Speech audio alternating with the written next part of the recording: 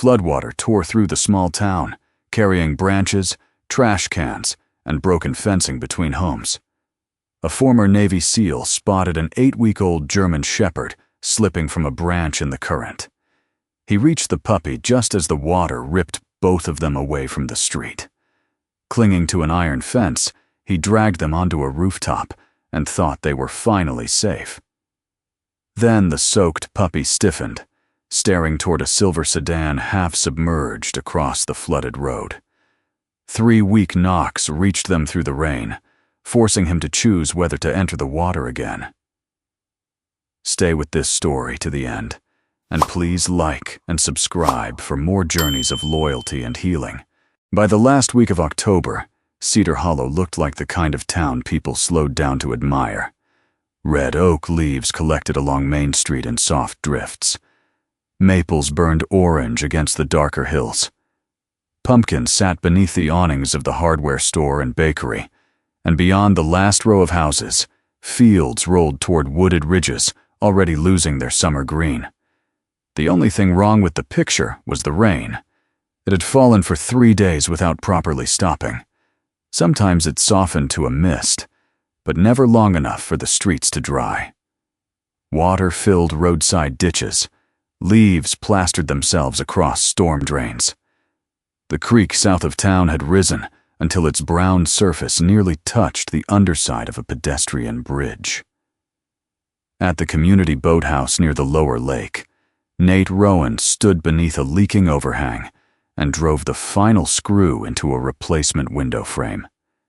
He was 38, tall and lean through the shoulders, with short dark brown hair, a close beard, and the upright economy of movement that 6 years outside the Navy had not managed to erase. His olive t-shirt was darkened at the shoulders beneath a charcoal field jacket. Mud marked the knees of his cargo pants and the edges of his boots. Nate stepped back, checked the frame once, then checked it again. The first look told him the job was finished. The second was habit. He packed his drill into a hard case, wiped rain from the face of an old analog watch strapped over his wrist, and looked toward the lake. The surface was rough and gray. Too much water was entering from the north. He had noticed that before lunch. He had also noticed the county trucks moving along the upper road, and the weather alerts coming more frequently across his phone. None of it belonged to him. Nate had been in Cedar Hollow 12 days. He had another 4 or 5 days of work if the weather cooperated. Then a small dock repair contract waiting 2 states away. That was how he preferred things. Finish the job. Leave the place better than he found it. Keep moving before anyone started asking what came next. A volunteer from the recreation office had invited him to a harvest dinner on Saturday. Nate had thanked her and said he might already be gone. Both parts of that answer had been true enough. He closed the tool case and carried it toward his pickup. Rain ticked steadily across the metal roof of the boathouse. Somewhere farther north, thunder rolled, though the sky above Cedar Hollow showed no flash. Nate paused beside the truck and listened again. The sound did not fade the way thunder usually did. It seemed to move through the ground, low and heavy, followed by a second vibration that he felt through the soles of his boots. Nate turned toward the hills. For 1 quiet second, nothing happened. Then every phone within hearing distance began to scream. Nate pulled his from his jacket. Flash flood emergency. Hawthorn Dam failure. Move to high ground immediately. A siren began somewhere near Town Hall. Another joined it farther east. Nate was already opening the driver's door. He did not stop to think about why the warning had come after the sound. There would be time for questions later, if later stayed available. He drove toward the residential streets south of Main, where the land dipped before climbing again toward the church and high school. Rain struck the windshield hard enough to blur the road. People were already outside. A man in pajama pants was dragging trash bins away from a storm drain. 2 women stood beneath a porch, shouting toward a neighbor's house. A sedan stopped in the middle of an intersection while the driver stared north. Nate lowered his window. "Get uphill," he called. "School or church. Don't wait for the water." The driver nodded, startled into motion. Nate continued another block and saw the first sign that this was no ordinary flood warning.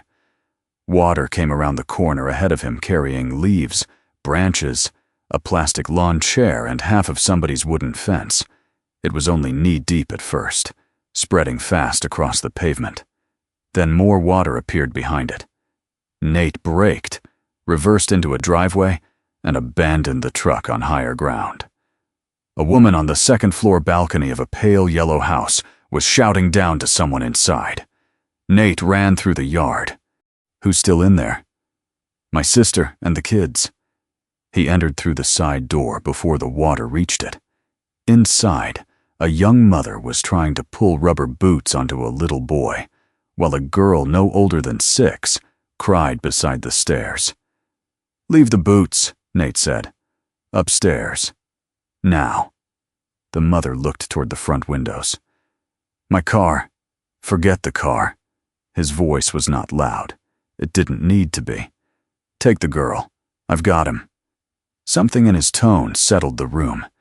Nate lifted the boy, followed the mother upstairs, then guided all 3 through a bedroom window onto the broad porch roof where the woman was waiting.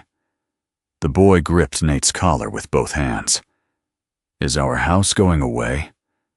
Nate looked at the water now rushing through the front yard. "Not if the house has anything to say about it." The boy stared at him, uncertain whether that was a joke. Nate gave him the smallest hint of a smile. "Stay with your mom. Rescue crews will see you up here." He climbed back through the window. By the time Nate reached the yard again, the street was gone. Brown water moved from north to south in a broad, fast sheet, carrying trash cans, porch cushions, broken branches, and red leaves that spun on the surface like bright scraps of paper. A pickup farther down the block shifted sideways until its rear wheels struck a mailbox. Someone shouted from a roof across the street. Another voice answered from farther away. Nate moved along the side of the yellow house, keeping one hand against the wall. The water was rising too quickly to cross open ground without a reason. He found an older man struggling with a ladder beside the neighboring garage and helped him brace it against the second-floor balcony. "My wife's upstairs," the man said. "She can't climb down." "Then don't bring her down." Nate pointed toward the higher roofline. "Get her onto the balcony and stay visible." "What about you?" Nate looked toward the next house, where a teenager was trying to pull a barking terrier through an attic window. "I've still got dry boots for another minute." It was an old habit, turning fear into a smaller task. One problem, then the next. He had learned long ago that people could survive more than they believed if someone gave them something immediate to do. Nate had also learned that being the person who spoke up did not mean anyone thanked you afterward. That thought rose and disappeared almost as quickly. This was not then. No investigation. No officers sitting across a table. No friend refusing to look at him. There was only water and people who needed to move. Nate kept going. He had just helped the teenager pull the terrier through the window when movement in the flooded street caught his eye. At first he thought it was another piece of yard debris. A long branch rotated once between 2 parked cars. Then a small dark head lifted behind it. Nate narrowed his eyes. 2 front paws were hooked over a fork in the wood. The animal vanished briefly behind a surge of brown water, then surfaced again. German Shepherd. A puppy. Much too young to be alone in that current. Nate moved closer to the edge of the porch.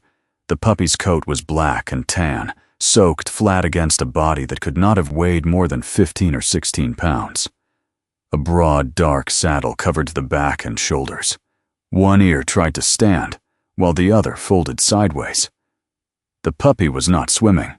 It was surviving from one second to the next. Front paws wrapped around the branch, while its hindquarters were dragged downstream. Nate looked ahead of it, The current would carry the branch toward an intersection filled with floating debris and the remains of a wooden fence. If the puppy reached that tangle, Nate might lose sight of it completely. Damn it! He glanced toward the porch. An orange rescue rope lay inside the open bed of a utility vehicle, wedged against a tree 20 yards away. Nate went for it. He reached the vehicle by using porch rails and fence posts as handholds, staying out of the strongest center flow. The rope was long enough. Nate clipped one end around his waist, then stopped. That would make a bad anchor if the line snagged. He removed it and looped it instead through the back of his belt, loose enough to release quickly. The other end went around a thick porch column. He checked the knot. Once. Twice. The puppy drifted another 10 yards. Nate entered the water. Cold punched through his pants immediately. The current pressed hard against his thighs, then his hips. He moved diagonally, never trying to walk straight across. A mailbox post gave him one handhold. A low iron fence gave him another. The puppy's head dipped again. "Hold on," Nate said, though he knew the dog could not hear him over the water. He pushed off the fence and let the rope take some of his weight. He was within a few yards when something heavy struck the line behind him. Nate turned enough to see a loose section of wooden fence rolling through the current. It caught the rope and twisted. The line snapped tight across Nate's side. His body jerked backward. He grabbed the quick loop at his belt and tore it free. The rope vanished sideways with the fence section. At the same moment, the puppy lost one paw. Its body swung beneath the branch. One small foreleg still held. Then that paw began to slide. Nate lunged with the current instead of against it. His left hand caught the wet fur at the puppy's shoulders just as the branch rolled. For a second, all he had was the dog and nothing beneath his feet. Then the street dropped away, and the current took them both. Nate pulled the puppy into his chest. "Head up!" He shifted it higher against his shoulder. The puppy coughed and clawed weakly at his field jacket. Nate stopped trying to reach the house he had left. That direction was already gone. He turned with the current, kicked only enough to keep himself angled, and scanned for something fixed. A porch post passed too far left. A tree bent under debris on the right. Then he saw a black iron fence running beside a brick bungalow ahead. Most of it was underwater, but the top rail still showed. Nate stretched his free arm. Missed. The current spun him half sideways. The puppy slipped lower against his chest. Nate locked one forearm beneath it and reached again. His fingers closed around cold metal. The fence pulled his shoulder hard enough to make him grunt. He held on. Water pushed against his legs, trying to flatten him downstream. "All right," Nate said through clenched teeth. "That's enough sightseeing." The puppy's claws remained hooked into his shirt. Nate moved hand over hand, along the top rail, until he reached the bungalow's porch. A gutter hung low above him. He tested one bracket, rejected it, found a porch support, then used the fence and support together to climb onto the porch roof. From there, he rolled onto the main roof, bringing the puppy with him. For nearly a minute, Nate stayed flat against the wet shingles. Rain struck the back of his head. His breathing came hard but controlled. Beside him, the puppy lay on its side, ribs moving too fast beneath the soaked fur. Nate rolled onto one elbow and placed a hand along the small chest. Heartbeat. Fast, but there. No obvious broken limb. No blood. No open injury. Just cold, exhaustion, and fear. "You picked a bad day for swimming." One amber-brown eye opened. The puppy did not seem impressed. Nate sat up carefully and moved them toward the high side of the roof near a brick chimney where the wind was weaker. He pulled off his charcoal field jacket and wrapped it around the dog. The puppy resisted for half a second, then pressed into the warmth. As Nate adjusted the jacket, his fingers touched a collar beneath the wet fur. cobalt blue nylon, worn slightly at the edge. White stitching ran across one side. 4 letters. Cody. Nate checked the entire collar. No phone number, no metal tag, no address, nothing else. "Cody," he said. The puppy's eyes moved toward his voice. One ear lifted, the other remained folded. Nate looked at the houses around them. Somewhere in Cedar Hollow, somebody might be screaming that name right now, or nobody might be left close enough to call it. He did not let himself finish that thought. "All right, Cody. At least one of us came with identification." Cody shifted closer until the puppy's nose rested against Nate's wrist, near the old olive watch strap. The gesture was small enough to be accidental. Nate stayed still anyway. Below them, Cedar Hollow continued to change. A refrigerator floated through what had been a front yard. A pickup lodged against a maple tree. People called to rescue crews from upper windows. In the distance, a siren rose and fell. Then another answered it from the high school district. Nate could see 2 inflatable rescue boats working 3 streets over. They were moving house to house, slowly, methodically. He raised one arm when one of the crews turned his direction, but they had people closer to them. Nate understood. He was on a stable roof. Cody was breathing. For the first time since the warning hit his phone, there was nothing he needed to do in the next 10 seconds. The quiet inside that realization felt almost unnatural. Nate leaned back against the chimney and looked north. The hills were hidden behind rain. Somewhere beyond them sat Hawthorn Dam, or what remained of it. He had seen the name on road signs since arriving in Cedar Hollow. He knew it supplied the lake and controlled the upper watershed. That was all. He did not know why it had failed. He did not know whether the warning had come late, or whether it had only felt late, because disaster always moved faster than explanation.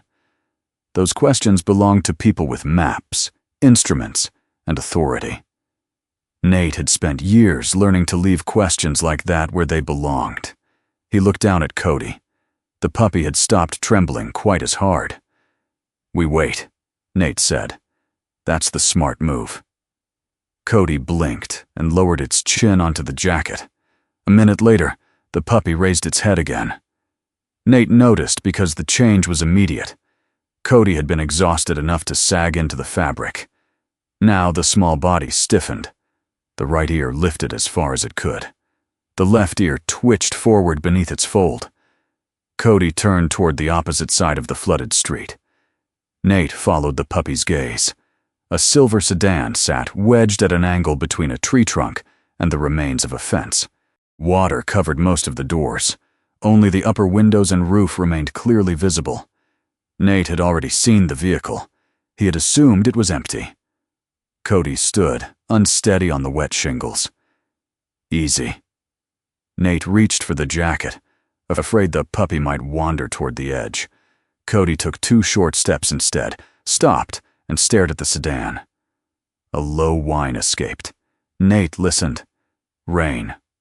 Water. The grind of debris against a house. Nothing else. "There's nothing over there."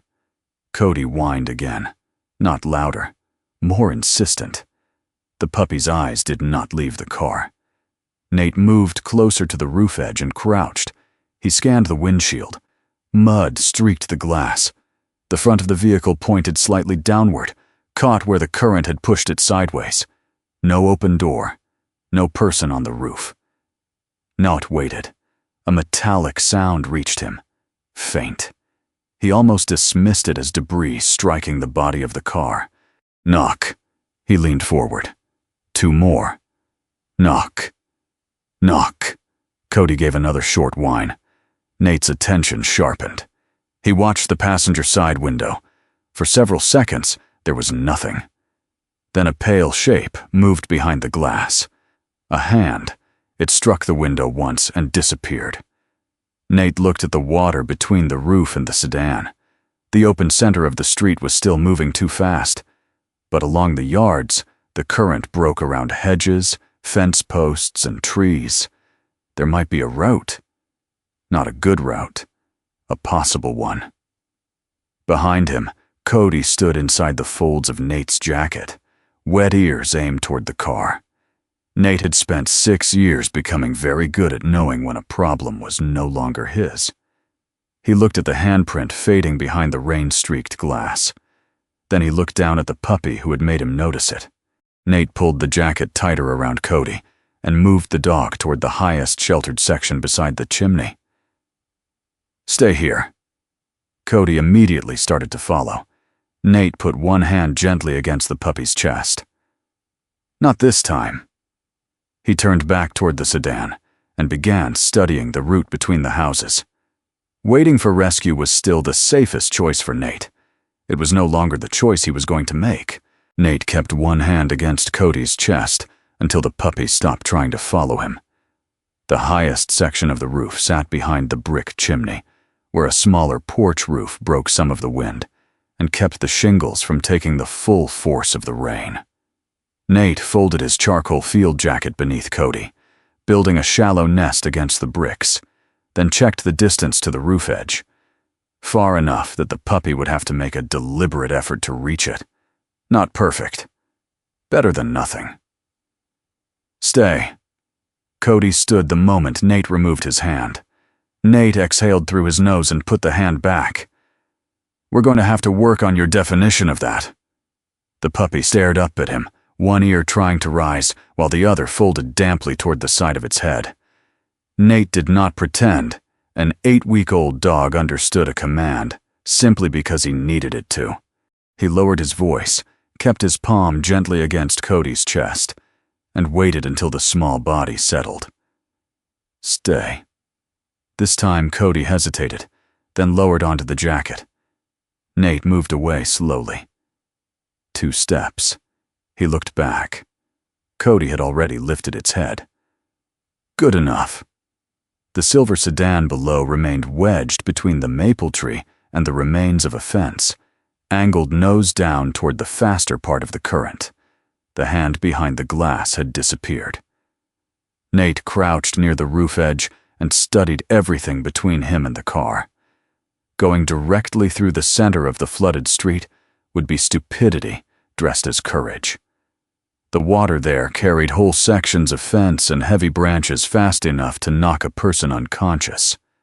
But along the yards, the flow broke around hedges, porch columns, and the trunks of mature trees. A wooden privacy fence had collapsed in one section, leaving several upright posts above the water. Beyond that, a narrow strip of raised lawn still interrupted the current before dropping toward the sedan. There was a route. Not a safe one. A route. A length of clothesline ran from a bent metal pole beside the chimney to a second pole near the roof edge. Nate tested it. Old nylon, wet but intact. It would never hold him against the full force of the flood, and he knew better than to trust it as a lifeline. But doubled around a chimney bracket, it could give him one more point of balance crossing the first section. He cut it loose with the folding knife from his pocket, tied a short loop, then secured the other end, where the roofline met a sturdy porch support below. When he looked back, Cody had moved perhaps 3 feet from the jacket. "That's about what I expected." Cody paused, as if caught doing something privately embarrassing. Nate pointed toward the chimney. "Stay." The puppy sat. Nate turned away before either of them could negotiate further. He lowered himself from the roof to the porch awning, then to the top of the iron fence that had saved him minutes earlier. Water pushed hard around his thighs the moment his boots entered it.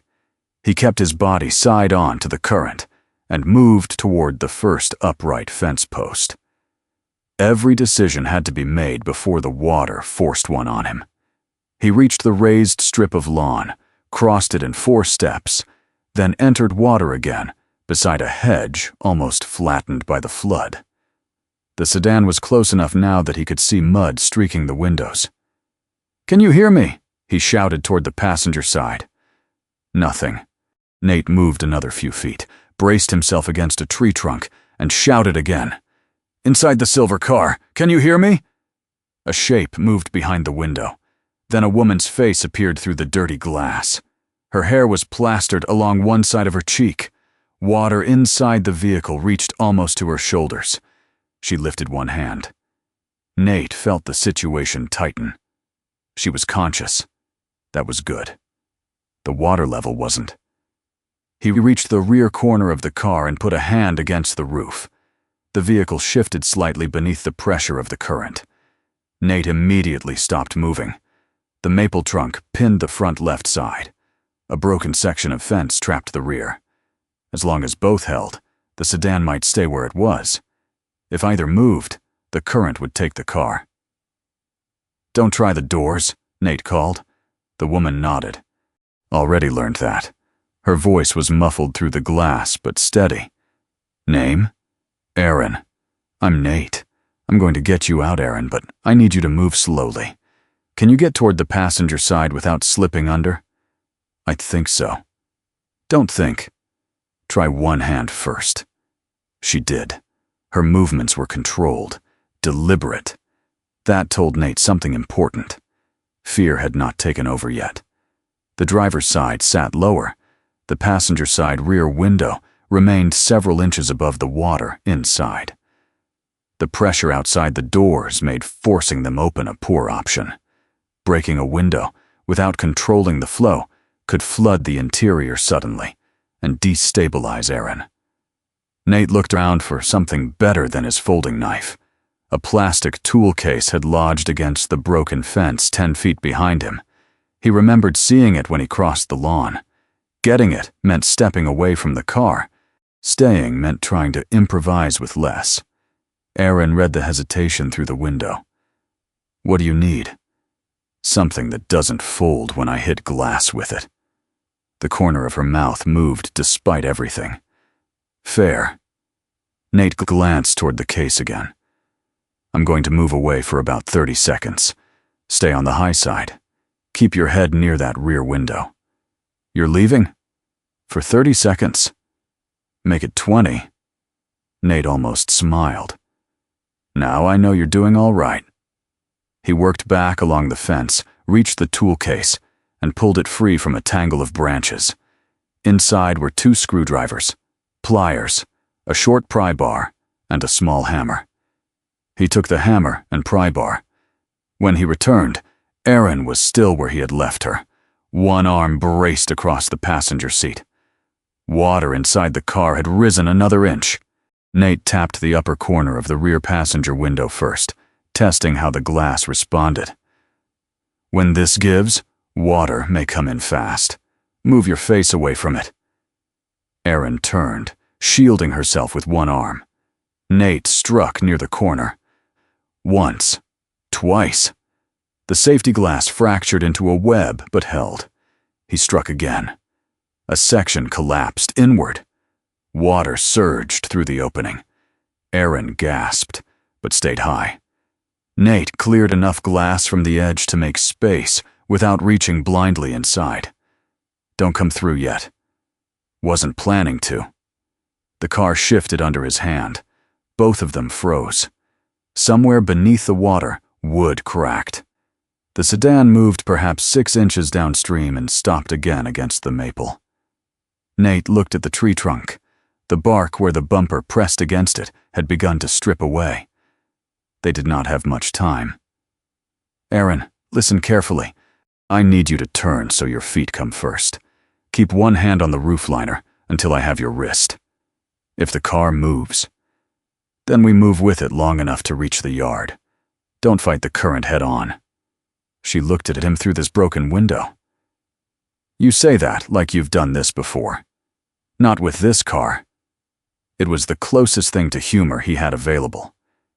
Aaron took a breath and shifted. Nate reached through the opening and caught her forearm. She moved one leg through, then the other. The moment her weight changed, the rear of the sedan lifted slightly. The fence behind it broke loose. The car rotated. "Now." Nate pulled. Aaron came through the window as the sedan swung away from the maple. Her shoulder struck the roof edge, but she kept moving. Nate locked his arm around her upper body, and let the water carry both of them several feet instead of trying to stop immediately. The car drifted into the faster channel and turned once before disappearing between two houses. Aaron made a sound somewhere between a cough and a laugh. "That was my car." Insurance loves a clear explanation. "You think dam failure counts? I'd lead with that." He guided her toward the raised lawn using the same broken current route he had studied from the roof. Aaron followed instructions well. She did not grab at him or fight the water. When her boot slipped, she recovered against a fence post instead of pulling both of them off balance. They reached the porch awning, then the iron fence. Knight climbed first and turned to help her. By the time he pulled himself onto the roof, his arms were heavy enough that he could feel the tremor beginning in his hands. Aaron came over the edge behind him and immediately rolled onto her back beneath the rain. Cody appeared from behind the chimney. The puppy had not stayed exactly where Nate left him. That would have been too much to ask. He had moved almost to the edge of the sheltered section, paws braced on wet shingles, watching. The instant Nate stood, Cody began toward him with the awkward determination of a small animal whose legs had not yet agreed on their proportions. "You failed the assignment," Nate said. Cody ignored the criticism and reached him. Nate bent, expecting the puppy to press against his boots. Cody stopped. He turned toward Aaron. She was sitting now, one arm wrapped across herself against the cold, the waterproof bag still strapped across her chest. Her face had gone pale beneath wet auburn hair. Cody approached carefully, sniffed the air near her knee, then pressed the side of his body against her leg. Aaron looked down, surprised. "Is he yours?" "Met him about half an hour before I met you." She rested a hand on Cody's damp back. "Busy afternoon. He has terrible scheduling." Cody leaned harder against her. Aaron's fingers moved once between the puppy's ears. Nate watched the change in her breathing. It did not become normal, but it slowed. Cody did not know what had happened. He could not understand fear, flood warnings, or why a stranger's hands were shaking. But he understood closeness. For the first time, Nate considered that the puppy's instinct to stay near people might be more than simple attachment to whoever had pulled him from the water. A rescue boat passed 2 streets away. Nate stood and waved both arms. One crew member saw him and pointed, then signaled that they would circle back. Nate nodded, even though they could not possibly see the gesture. Aaron stayed near the chimney with Cody tucked beside her. For a while, none of them spoke. The flood itself filled the silence. Water struck porches. Debris scraped against siding. Farther uphill, emergency sirens answered one another through the rain. Nate could see the high school on the ridge now. Vehicles crowded its upper parking lot. Across town, the white steeple of First Cedar Church stood above a neighborhood where only roofs and second stories remained visible. Cedar Hollow was no longer experiencing one emergency. It was hundreds of emergencies happening within earshot of one another. Aaron followed his gaze. How bad? Bad enough. Nate looked toward the north, where rain had erased the hills. How long were you in the car? I don't know. 20 minutes. Maybe more. Were you already on this road when the warning came? Aaron did not answer immediately. She adjusted the strap across her chest instead. Nate noticed the bag for the first time properly. Mustard yellow waterproof material, compact but packed full. Even after nearly being trapped underwater, she kept one hand near the buckle as if checking it was still there. "You saved that before yourself?" he asked. "I kept it with me." "That isn't what I asked." Aaron glanced at him. "It has things I didn't want floating down Main Street." Nate let the answer stand. People protected strange objects in disasters, wedding photographs, medication, a box of letters. Sometimes things only looked unimportant to the person who had not lost them. The rescue boat reached them almost 40 minutes later. Two firefighters maneuvered close enough to the porch roof for a controlled transfer. Aaron went first. Cody objected when Nate handed him a cross, squirming hard enough that one firefighter nearly lost the blanket around him. "Easy," Nate said. The puppy froze long enough to stare back at him. The firefighter looked down. "He listens to you." "Sometimes by accident." Nate climbed aboard last. The boat carried them through streets Nate had driven less than an hour earlier. Familiar landmarks had become reference points above water. The pharmacy sign, the second floor of the bank, the bronze eagle above the courthouse steps. A red pickup sat nose down against a lamppost. Volunteers waved from the roof of the grocery store.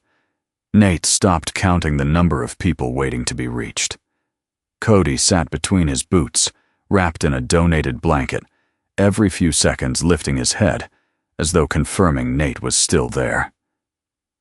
Aaron sat opposite them, one hand gripping the rail, the other resting over the yellow bag. She said little. They were taken first to a triage area outside the high school. Aaron was checked for exposure and dehydration. Cody was evaluated by a veterinary volunteer who recommended a fuller examination because of his age and time in the water. The main animal shelter had already reached capacity, so rescued pets were being diverted to a small veterinary clinic several blocks uphill. Dr. Lisa Ford had turned nearly every room of her clinic into temporary emergency space by the time Nate carried Cody inside. Lisa was 46, compact and quick-moving, with dark blonde hair clipped behind her ears and rectangular glasses that kept sliding down her nose. Deep teal scrubs showed beneath a charcoal fleece jacket. She greeted Nate without ceremony. "Dog first. You look functional." "Good afternoon to you too. If you stop looking functional, tell somebody." She took Cody from him and began the examination on a padded table, while an assistant brought dry towels. Cody tolerated his temperature being checked, objected mildly to having his paws handled, then attempted to climb toward Nate when Lisa listened to his chest. "He knows you?" Lisa asked. "Apparently he thinks so." "How old?" "Your department?" Lisa looked at Cody's teeth and general development. "About 8 weeks, maybe a little more." She checked the collar, then ran a scanner slowly over his shoulders and back. Nothing. She tried again. Still nothing. "No microchip." Nate looked at the white letters stitched into the blue collar. "Name's Cody. That helps? Owner information? No tag." Lisa nodded and wrote on a clipboard. "We'll photograph him, put him into the regional lost pet system. Send the image to the shelters that still have service. In a disaster, people and animals can end up miles apart." Nate knew that. He also knew what it meant if nobody called. Cody's physical condition was better than Nate expected. Cold, exhausted, mildly dehydrated, but no obvious serious injury. Lisa wanted him warm, fed carefully, and observed for several hours. Aaron received similar news from a medic in the clinic's small staff room. Exhaustion and exposure, but nothing that required hospitalization unless her symptoms worsened. By early evening, rain had finally weakened to a steady drizzle. Emergency generators hummed outside. The clinic smelled of wet coats, disinfectant, and dog food. Nate sat on a folding chair near the reception desk, while Cody slept inside a towel-lined crate with the door open. He should have been thinking about his truck, the boathouse contract, or whether the motel still had electricity. Instead, he kept noticing how Cody woke whenever footsteps approached the front door. Erin emerged from the back, wearing a borrowed gray blanket over her shoulders. Her auburn hair had been tied into a low ponytail, making her look younger than she had inside the car, though exhaustion sharpened her hazel eyes. The yellow waterproof bag remained with her. "You planning to sleep with that thing?" Nate asked. "Possibly." "That good?" "That important." She sat 2 chairs away. Cody opened his eyes, saw both of them, and lowered his head again. For a few moments they listened to dispatch chatter from a portable radio behind the reception counter. Roads closed. Evacuation zones expanded. No confirmed casualty numbers yet. Then a voice mentioned Hawthorn Dam. Erin's posture changed. Nate noticed. "What?" She kept looking toward the radio. "What are they saying, caused the failure?" "Same thing everyone is saying. 3 days of rain. Reservoir rose too fast." Erin nodded once. The rain was bad. Something in the way she said it made Nate wait. Then she added, "But that isn't the whole answer." Nate leaned back slightly. Erin opened his waterproof bag. Inside were a small external drive sealed in a plastic sleeve, a field notebook, several folded documents, and a thick envelope of printed photographs. None of it looked valuable enough to risk drowning for, which meant its value was somewhere else. "I'm a structural engineer," she said. 5 months ago, my firm was contracted to review several parts of Hawthorn's maintenance program. Nate said nothing. Erin continued. "The dam wasn't failing then.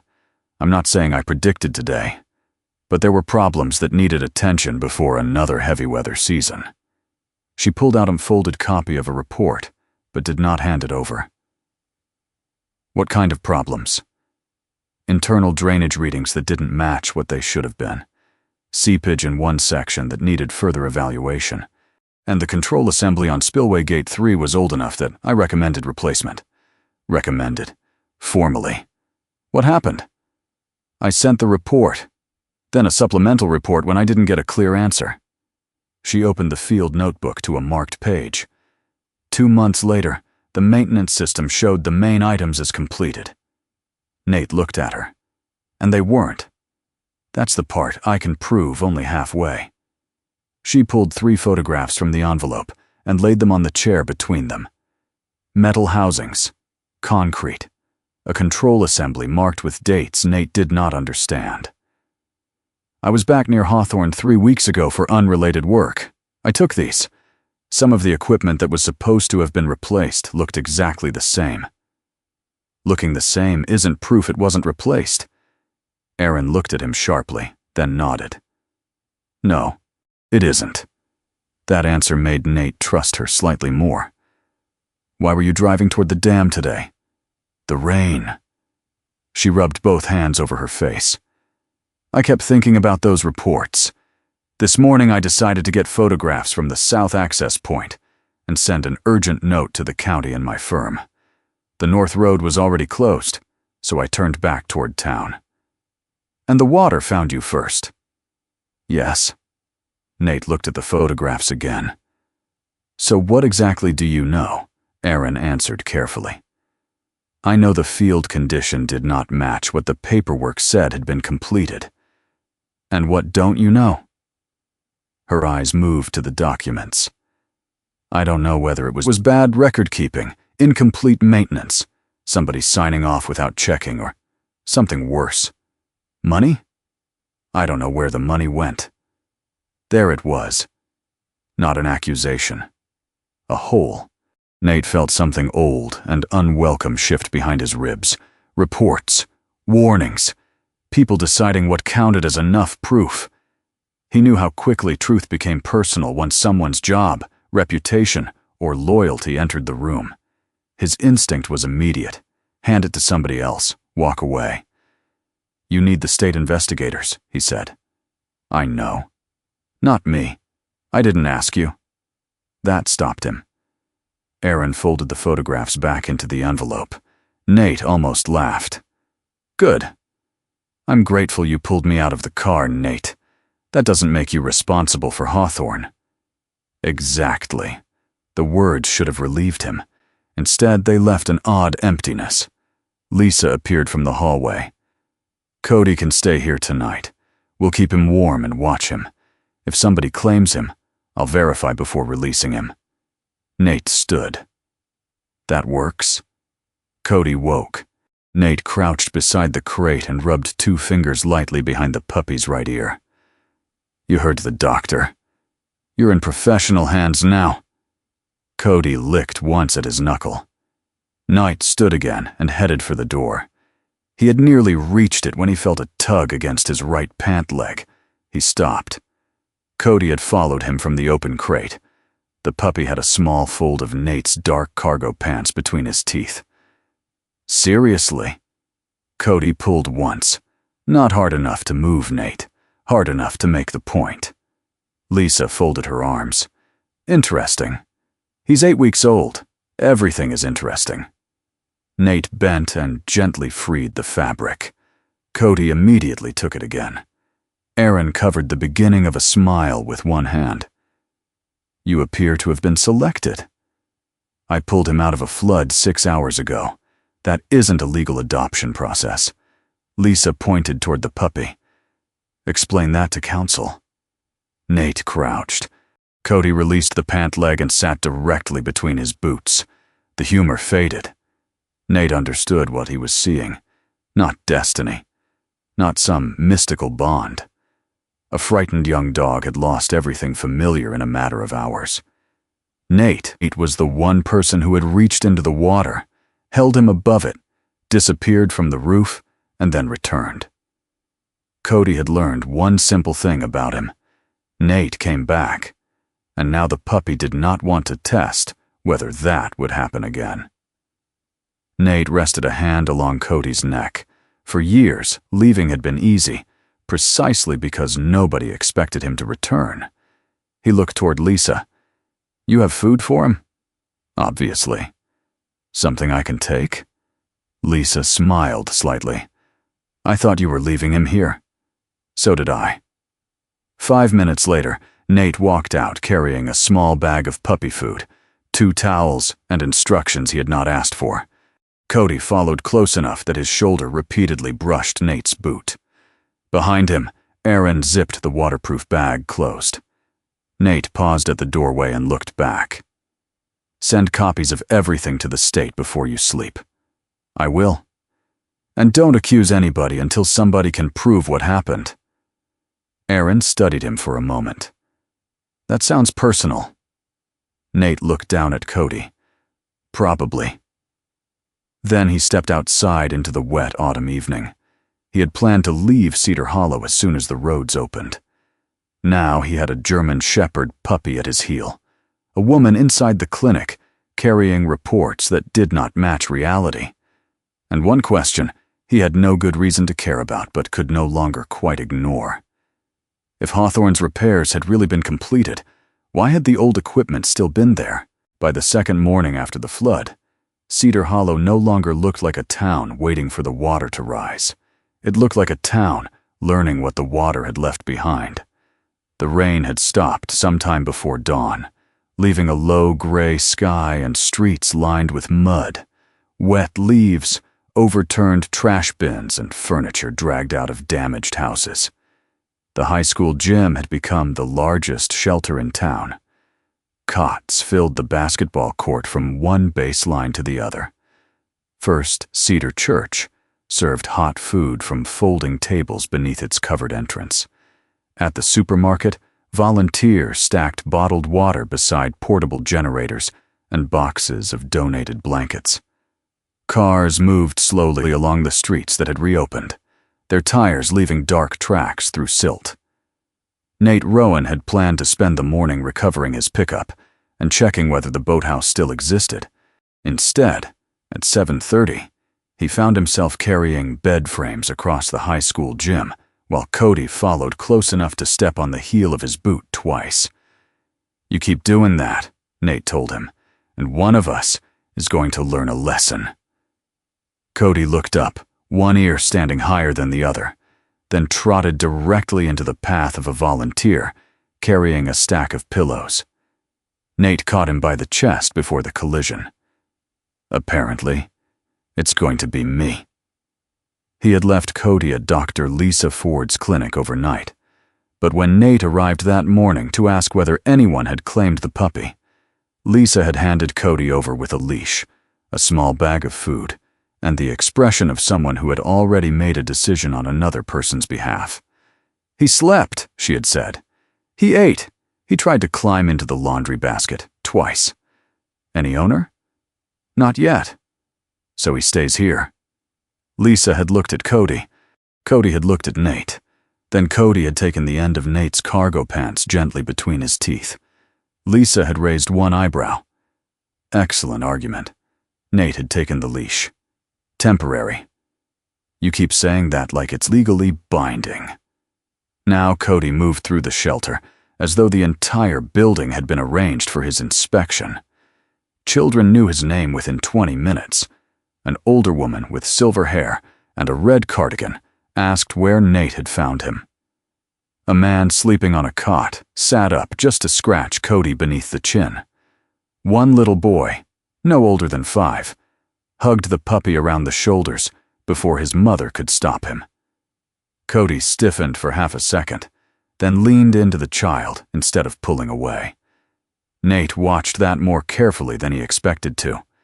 The dog had been in a flood, less than 24 hours earlier. He still startled at the sound of metal chairs scraping the floor, and every time Nate disappeared behind a row of cots, Cody lifted his head and searched until he found him again. But around people who were tired, quiet, or frightened, he kept choosing closeness over distance. Nate spent most of the morning doing small jobs that had nothing to do with one another. He repaired the loose ground wire on a generator behind the gym.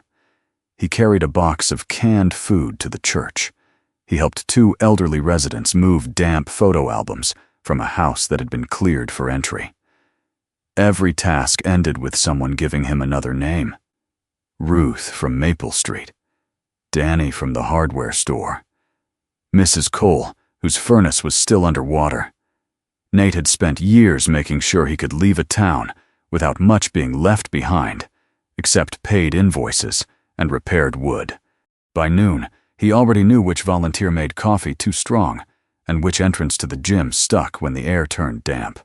That irritated him more than it should have. Cody complicated things further.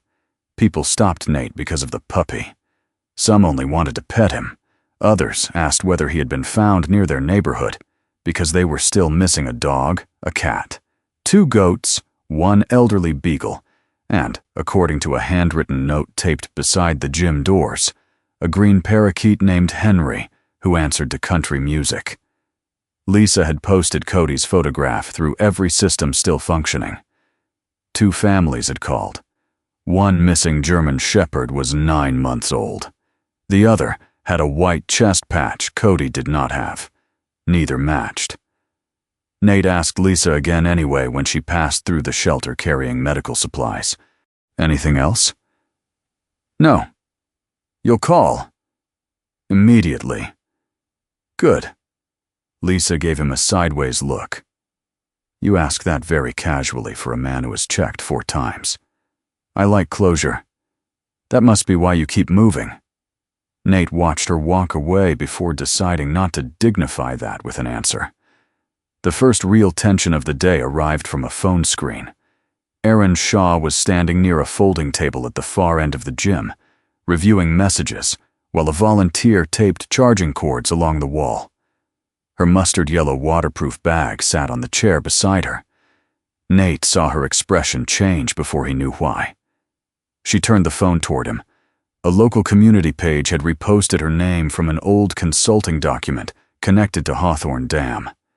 The caption above it read, "Engineer warned about dam months ago.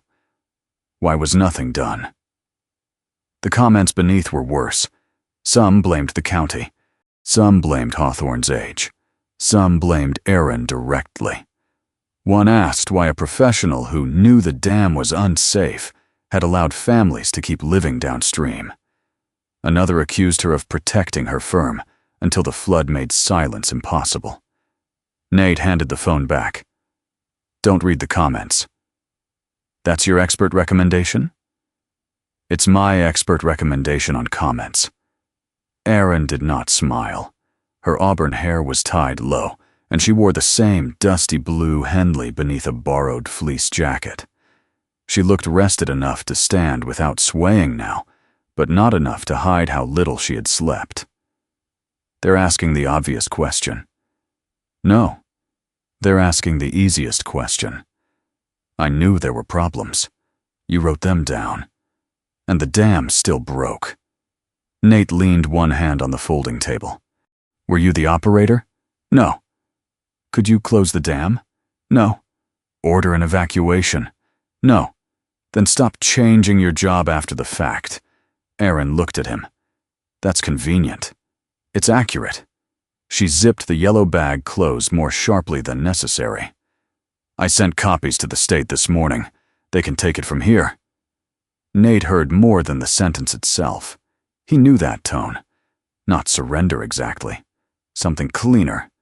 A person convincing herself that leaving was simply good judgment. He had used the same logic for years because it often happened to be true. Probably smart, he said. Aaron nodded. Cody was lying beneath the table between them.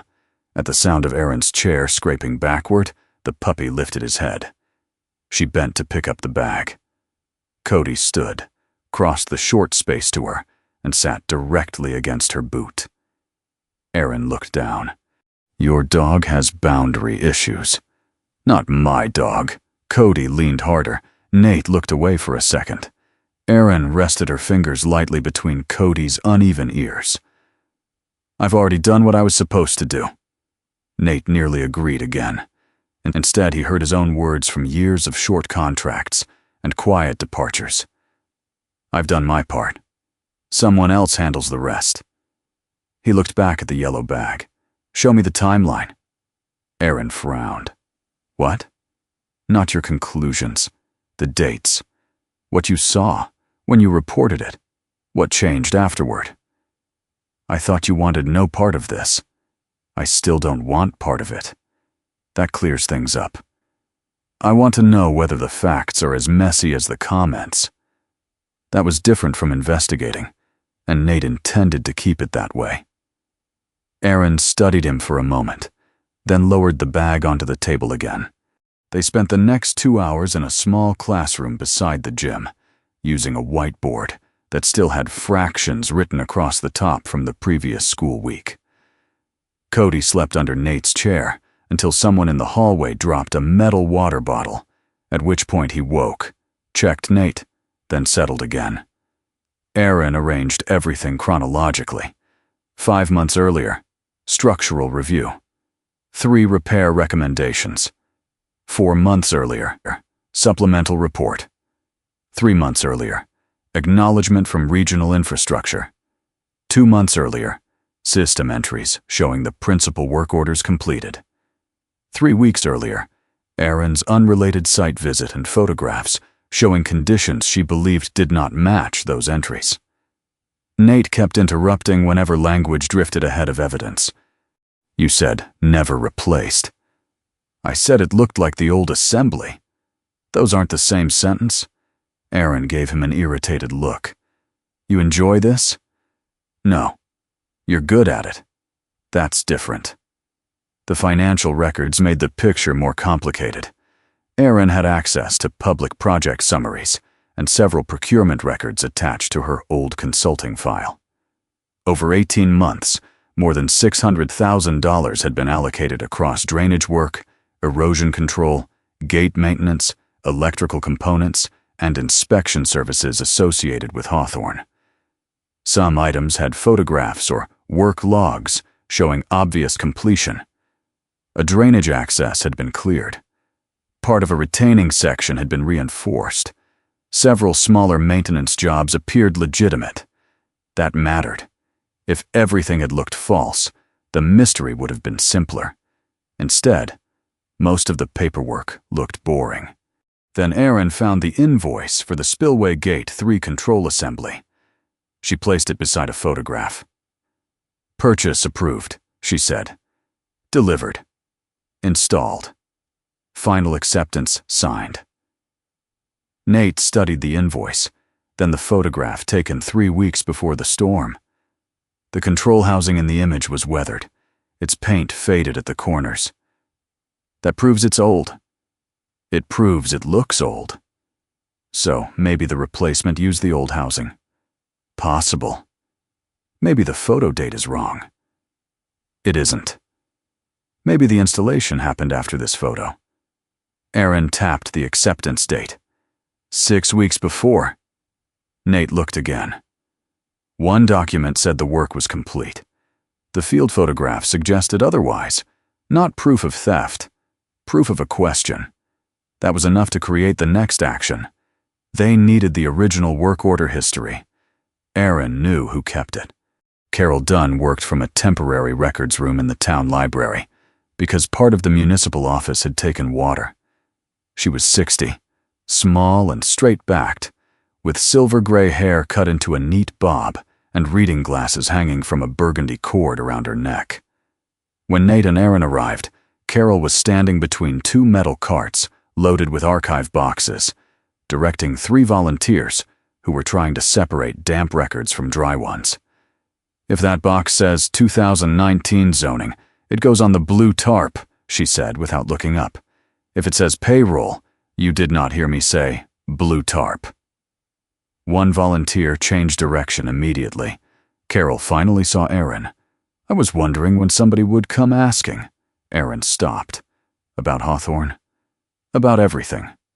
Carol led them to a folding table beneath one of the library's high windows.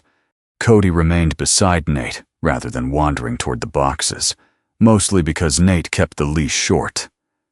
Carol noticed the puppy, removed her glasses and bent just enough to inspect him. "Found in the flood?" "Yesterday."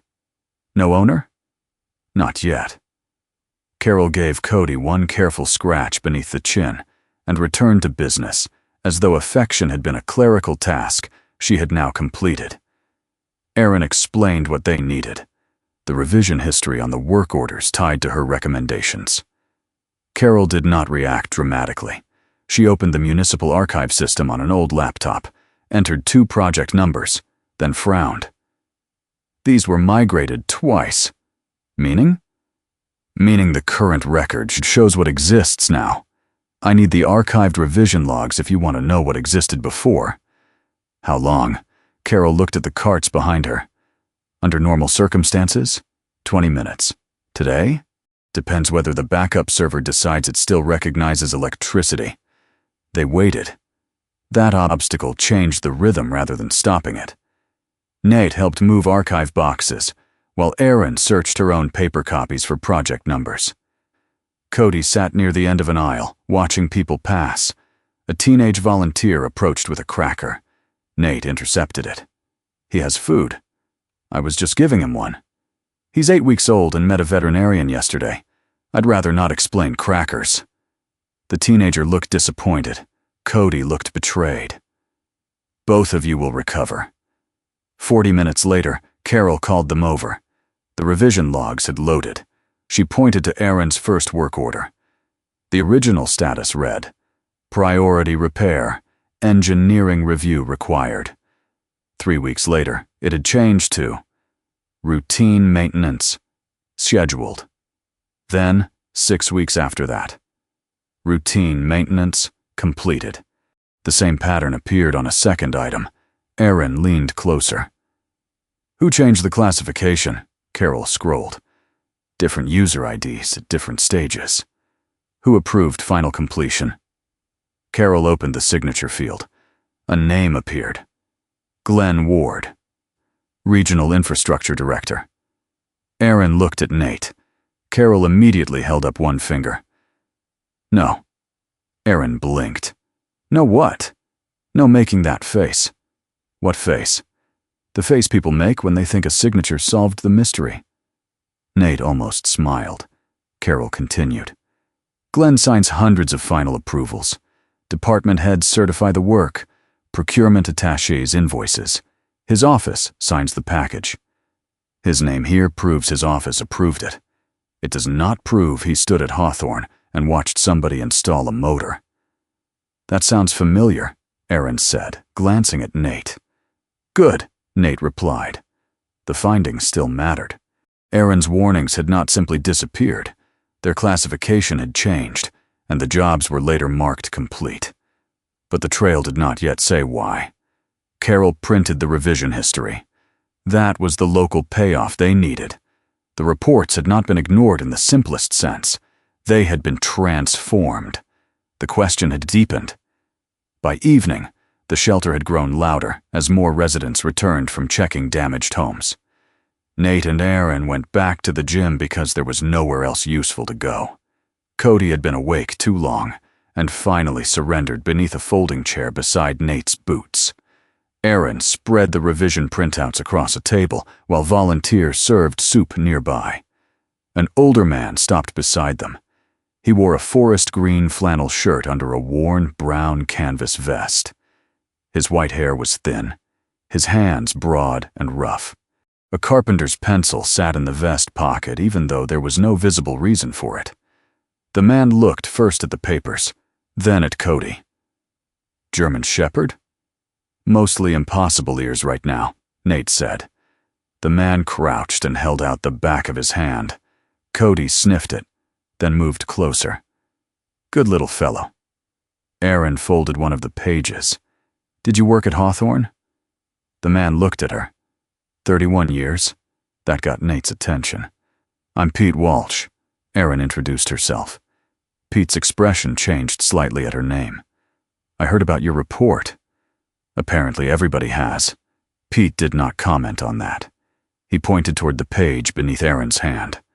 What job? Gate 3 control assembly. Pete stopped scratching Cody. Gate 3? Aaron nodded.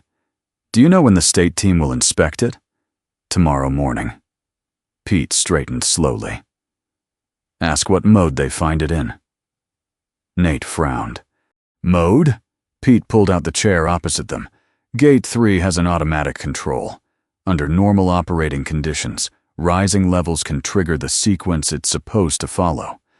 Maintenance crews can put the system into manual override when they're testing components. Aaron leaned forward.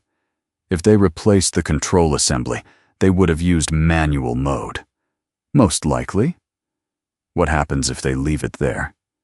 Pete's expression stayed neutral. Depends what else is working and what the reservoir is doing. But it may not respond the way operators expect. Nate asked the obvious question. Can a storm switch it into manual? Pete shook his head. Not the way that system was built. Aaron's eyes sharpened. Pete saw it. Don't. Don't what? Turn that into sabotage before anybody even opens the cabinet. I didn't say sabotage. You thought it loudly. Nate looked down to hide a smile. Pete continued. Maintenance crews switch systems over all the time. Somebody can forget a step. Somebody can think the next crew handled it. Paperwork can say one thing, while a machine sits in another condition. Stupid is common. Criminal takes proof. That quieted the table. Nate looked at the revision logs again. A repair recommendation downgraded. A job marked completed. A control assembly that appeared old in a recent photograph. A system that, if left in the wrong mode, might not have responded as expected. None of those pieces proved the same thing. Not yet. But for the first time, they pointed toward the same physical place. Gate 3.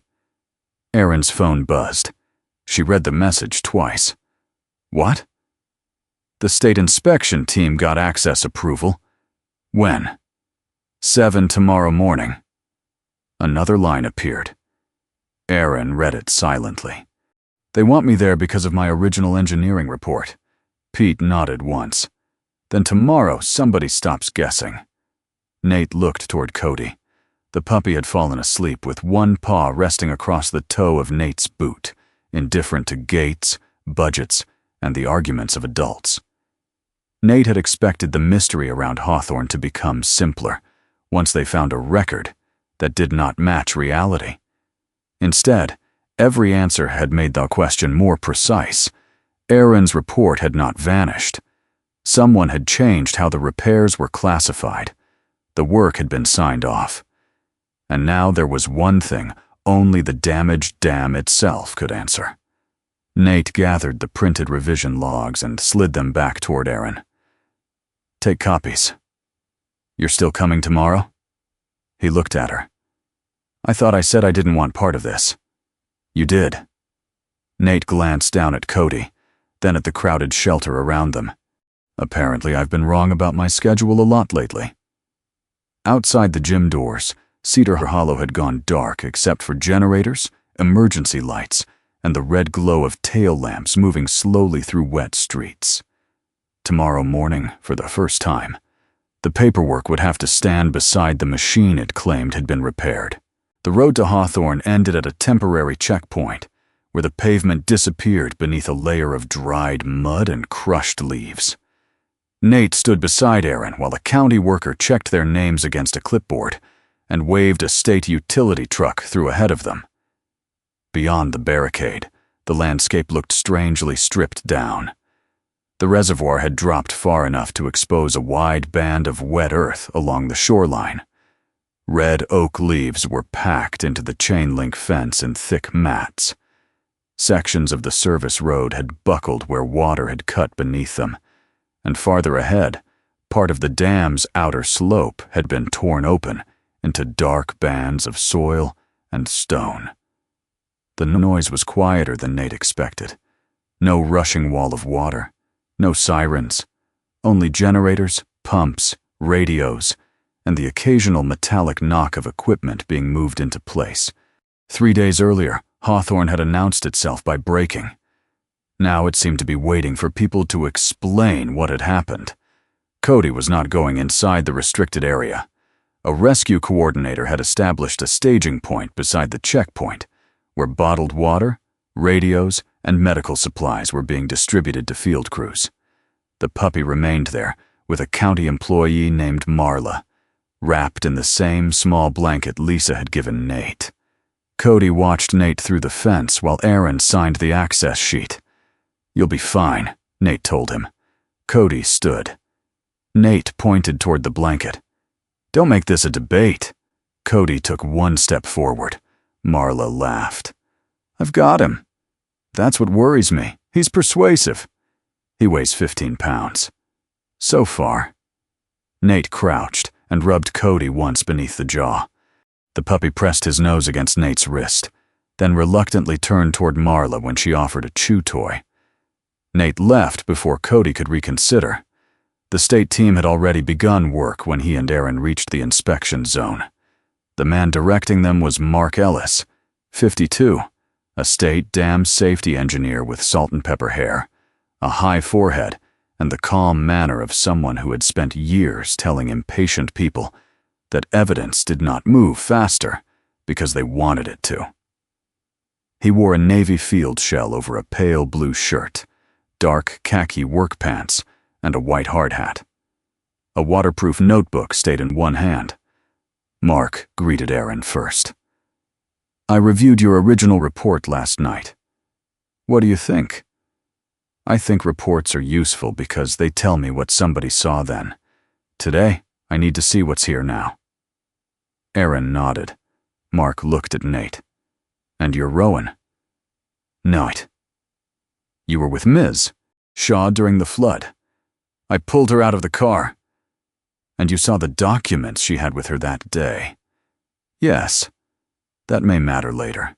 Today, stay outside marked zones and let my people do the touching. Gladly. Mark almost smiled. The local goal was simple enough. Compare the condition of Hawthorn's systems with what the maintenance records claimed had been repaired. The obstacle was that almost nothing about the site could be read cleanly. Mud-covered access panels.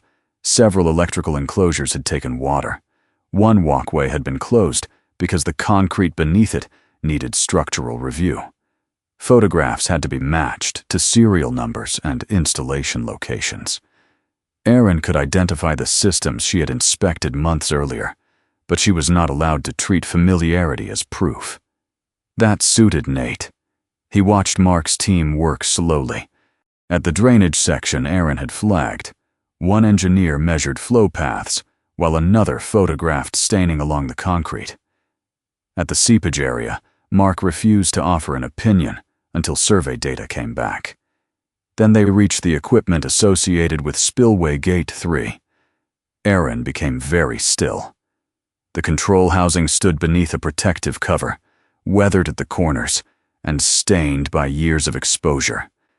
Nate recognized it from the photograph she had shown him at the school. Mark did not react. He asked for the project record. An assistant read the description aloud. Replacement of Gate 3 control assembly, including actuator interface, electrical cabinet components, and final operational test. Completion date? The assistant gave it. 6 weeks before Aaron's photograph. Mark stepped closer, but did not touch the housing until a technician confirmed the circuit was isolated. For nearly 20 minutes, nobody said anything useful. They photographed plates, checked component dates, compared model numbers, opened a protected cabinet. Erin shifted her weight beside Nate. You know what I hate about engineering's investigations? No. Everything dramatic has already happened. Then you spend 6 hours looking at screws. Sounds safer. Usually. Mark finally stepped back. He wrote several lines in the waterproof notebook. Erin waited. Mark noticed. You want an answer? I want to know whether that is the new assembly. I can tell you part of an answer. He pointed to several components inside the housing. These pieces are not consistent with the replacement package described in the acceptance record. Some may have been serviced. I'm not saying nothing was done. I am saying the system in front of me does not look like a full replacement of the type documented. Erin exhaled slowly. It was not triumph. Nate was glad of that. One question had been answered. The paperwork and the physical equipment did not fully match. But Mark immediately closed the door on the conclusion waiting behind it. That does not tell us why the dam failed. Erin nodded. I know. Good. Keep knowing it. The team moved to this control state review. Pete's warning from the previous evening stayed in Nate's mind. Ask what mode they find it in. A technician powered a protected diagnostic panel from an isolated source, while Mark compared the physical selector position with system state records recovered from backup storage. He checked twice, then turned toward Erin. Gate 3 was in manual override. The sentence was quiet. It changed the air anyway. Erin looked at Nate. Nate did not return the expression. He watched Mark. What does that prove? Mark answered him rather than Erin. That the control system was left in manual mode when the failure sequence began. Could the storm have put it there? Not through normal operation. Erin stepped closer. So, Pete was right. About the system having a manual mode, yes. And if it was left there, Mark raised one hand. No. Erin stopped. Manual override is the condition. It is not a cause by itself. We still need gate position history, reservoir level, inflow estimates, structural damage sequence, and operator response. A dam is not one switch. What about the maintenance record? It matters. How much? When I know, I'll tell you. Mark wrote again. Nate watched Erin stare at the control cabinet. 3 days earlier, she had been trapped inside a car because she had driven toward Hawthorn, believing something was wrong. Now, one part of that concern was physically in front of her. That could have been enough to make anyone feel vindicated. Instead, she looked tired. If I had pushed harder, Nate turned. You did push. Not enough. You wrote the report. You followed up. And then what? I saw the work order marked complete and accepted it until I happened to come back. You weren't the operator. I was the engineer who noticed the problem. Nate kept his voice level. Warning somebody doesn't mean you control what they do after. Erin looked at him for a long moment. Are you talking to me? Nate already knew what was coming. Or yourself. He looked toward the damaged slope. Mark's people need space. It was not an answer. Erin let him have it. By early afternoon, the state team had enough material to continue without either of them. Mark asked Erin to remain available, but told her the technical review would take time. Nate stopped at the outer staging area before they left. Cody saw him before he crossed the fence. The puppy abandoned the chew toy and ran the length of the leash until Marla had to brace one hand on her knee. "You have been reported," she told Nate. "For what?" "Emotional negligence." Cody reached him and pressed both front paws against his boot. Nate crouched. "I was gone 3 hours." Cody licked the side of his hand. "Apparently, that's the statutory maximum." The moment was small, but Nate felt the change in himself. 3 days ago, returning to a place because someone expected him had felt like an obligation. With Cody, he had started measuring time differently, not by when he could leave, by whether he had come back when he said he would. Pete met them later in a temporary operations room at the high school, where recovered system logs had been copied from Hawthorn's backup server. He wore the same worn brown canvas vest and had a carpenter's pencil tucked into the chest pocket. Mark had already called him with permission to help interpret the older control system. Pete scrolled slowly through a sequence of timestamps. "Normal entry here. Technician login. Gate 3 placed into manual at 8:16 in the morning." Aaron leaned closer. "On the maintenance date?" "Yes. What happened after?" Pete kept scrolling. Routine test entries. Position check. Voltage reading. Then the entries stopped. He moved farther down. Nothing. Nate looked at the time. 8:53. Pete nodded. The next entry appeared at 11:47, almost 3 hours later. Aaron looked at him. "Was it deleted?" Pete immediately shook his head. "We do not know that. 3 hours don't just disappear. Computers manage it all the time. What could cause it?" Pete counted on his fingers. Logger shut down. Power interruption. Communication loss. Somebody working with the recording unit disconnected. Data corruption. Somebody deliberately deleting records. Nate noticed the order. Deletion came last. Pete continued. "Don't call it missing because somebody wanted it missing. Call it a gap until you can prove why." The gap still mattered. The manual override had been entered before it. There was no logged restoration to automatic mode immediately afterward. The question changed again. Not who deleted the data. Who had been working at Hawthorn during those 3 hours? Carol answered that part faster than expected. She arrived at the school with a slim file folder tucked beneath her burgundy cardigan. "Maintenance schedule." Aaron stood. Carol put it on the table. The crew assigned to Gate 3 that day came from Crane Site Services. Nate had seen the company name before on trucks around Cedar Hollow. Carol continued. "Local contractor. Heavy maintenance, municipal work, electrical subcontracting." "Owner?" Nate asked. "Todd Crane." Pete leaned back. That name carried weight in the room before anyone explained why. Todd Crane was 50, a lifelong Cedar Hollow resident who had built the company from a 2-truck maintenance operation into one of the region's larger public works contractors. Crane Site Services sponsored the high school football scoreboard.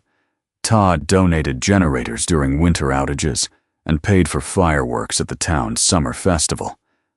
More importantly, his company employed dozens of local families. Aaron said, "So Crane had the crew there during the log gap," Carol corrected her. "Crane had a scheduled crew there. That does not tell us who was standing at the cabinet at any particular minute." Nate glanced at Carol. "You and Mark would get along. I consider that a compliment." The information had to go to the state investigators. That was the next action. But before Aaron could make the call, voices rose near the shelter entrance. A man in a wet work jacket had overheard enough of the conversation to understand the company name. He approached the table. "My son works for Todd." Nobody answered immediately. The man looked exhausted rather than angry. Mud dried pale around the legs of his jeans. My house on Cooper Street is gone. My son's apartment took 4 feet of water. Crane's the only paycheck he's got right now," Aaron said carefully. "Nobody here is accusing your son." "Maybe not yet." His eyes moved toward Nate. "You people start saying Crane caused the flood. The company gets shut down before anybody knows what happened." Nate started to respond. Cody moved first. The puppy had been sleeping beneath Nate's chair. He stood, walked toward the man, and stopped near his boots. The man looked down. His expression changed by a fraction. Cody sniffed the mud on one boot, then sat. The man crouched automatically. "That the flood puppy?" Nate nodded. "Found him the first day." The man rubbed Cody gently along the neck. "My son had a shepherd when he was a kid." The confrontation did not disappear. It became human. That mattered more. Nate said, "You're right about one thing." The man looked up. "We shouldn't say Crane caused anything until somebody can prove it." Aaron turned toward Nate but said nothing. "And we shouldn't pretend records don't matter, because jobs are involved either." The man kept one hand on Cody's back. "Fair." That exchange changed Nate's role. Until then, he had been trying to keep Aaron from moving too quickly, because he distrusted accusations. Now he understood. There was another reason to be careful. Truth had consequences for people who might have done nothing wrong. Accuracy was not hesitation. It was responsibility. Late that afternoon, Lisa called. Nate stepped away from the operations table while Cody followed. "Tell me somebody finally recognized him." "Not exactly." Lisa had contacted several feed stores and veterinary clinics north of Cedar Hollow. One employee remembered selling cobalt blue embroidered puppy collars like Cody's. "Does that give us an owner?" "No. Cash sale, no customer record." "So we know somebody bought a collar. We know the style was sold locally." Nate looked down at Cody. The puppy sat on one foot. That narrows the world by almost nothing. Almost is still smaller. Lisa promised to keep checking. The family question remained open. So did Hawthorn. Near sunset, Carol returned to the shelter carrying something different. Not a digital printout, a paper purchase order. She placed it on the table and smoothed one corner with her palm. "I found this in an archive box that never made it into the last full migration." Aaron read the header. "Hawthorn Maintenance, Gate Systems, Payment Routing." The contractor line included Crane Site Services, but one equipment payment listed another company, North Vale Equipment, LLC. Aaron frowned. "I haven't seen that name." "Neither had I," Carol said. Nate looked at the amount, large enough to matter. What did they supply? Control components and specialty electrical hardware, according to this. Do they exist? Carol had already checked. The company is registered. To whom? An agent. But the mailing address belongs to a residential property. Aaron waited. Carol turned the paper around. The property record showed the owner, a close relative of Glenn Ward. For a few seconds, nobody spoke. The shape of the mystery changed again. Up to that point, they had a technical discrepancy and questionable maintenance records. Now, money had entered the same path. Aaron looked at Nate. This is it. No. She stared at him. No. It's a reason for auditors to look at it. North Vale is tied to Glenn's family. An address is tied to Glenn's family. And money went there. Money went to a company using that address. Aaron's frustration showed. How many separate coincidences do you need? Enough to stop calling them coincidences. Mark had returned to the school to collect copies of the maintenance documents. He heard the final exchange and stepped toward the table. Knight pointed at the purchase order. What can we actually say? Mark looked at it. That this payment deserves financial review. Can we say Glenn stole money? No. Can we say he knew Gate 3 wasn't repaired? No. Can we say incomplete maintenance caused Hawthorn to fail? Mark closed his notebook. Not yet. Erin crossed her arms. Mark looked between them. You have 3 questions now. Keep them separate. He pointed first toward the purchase order. Where did the money go? Then toward the maintenance schedule. What work was actually performed? Finally, toward the technical notes from Hawthorn. What conditions materially contributed to the failure? Mark tapped the table once. If those 3 lines meet, then you have something larger. And if they don't? Erin asked. Then you tell the truth anyway. Nate felt the words land harder than they should have. Cody shifted beside his leg and leaned lightly against his boot. The state investigators now had the purchase order, the revision history, and the name of the maintenance contractor. The technical team had confirmed that Gate 3 was in manual override and that some equipment did not match the documented replacement. But the most important question remained unanswered. Glenn Ward's signature was on the approvals. A company linked to his family's address had received project money. None of that yet proved he knew the work at Hawthorn was incomplete. And until somebody could answer that, Nate knew exactly what he was going to protect. Not Glenn. Not Erin. Not the town's anger. The line between what they suspected and what they could prove. By the 5th day after Hawthorn broke, Cedar Hollow had reached the stage of disaster nobody photographed as often. The water was mostly gone from Main Street.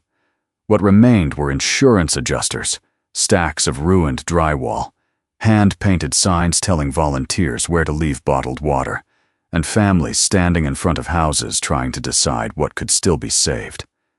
Reporters had arrived from outside the county. Satellite vans occupied spaces near Town Hall. The words, Hawthorn Dam failure, appeared on television screens above footage of streets Nate had walked through only days earlier. At the high school, half the cots had been removed from the gym, but the building still smelled faintly of wet coats, disinfectant, and institutional coffee. It was no longer only a shelter. It had become the place where Cedar Hollow argued about what had happened to it. Nate was replacing a damaged latch on a temporary storage room when a volunteer called his name from the hallway. News conference is starting. I'm working. That hasn't stopped anybody else. Nate tightened the final screw anyway. Cody lay beside his tool bag, chewing one end of a thick rubber toy Lisa had given him. The puppy had grown more comfortable with noise over the past several days, though sudden metal sounds still made his head snap up. His right ear stood higher now. The left remained stubbornly folded near the tip. Nate carried the tool bag into the gym.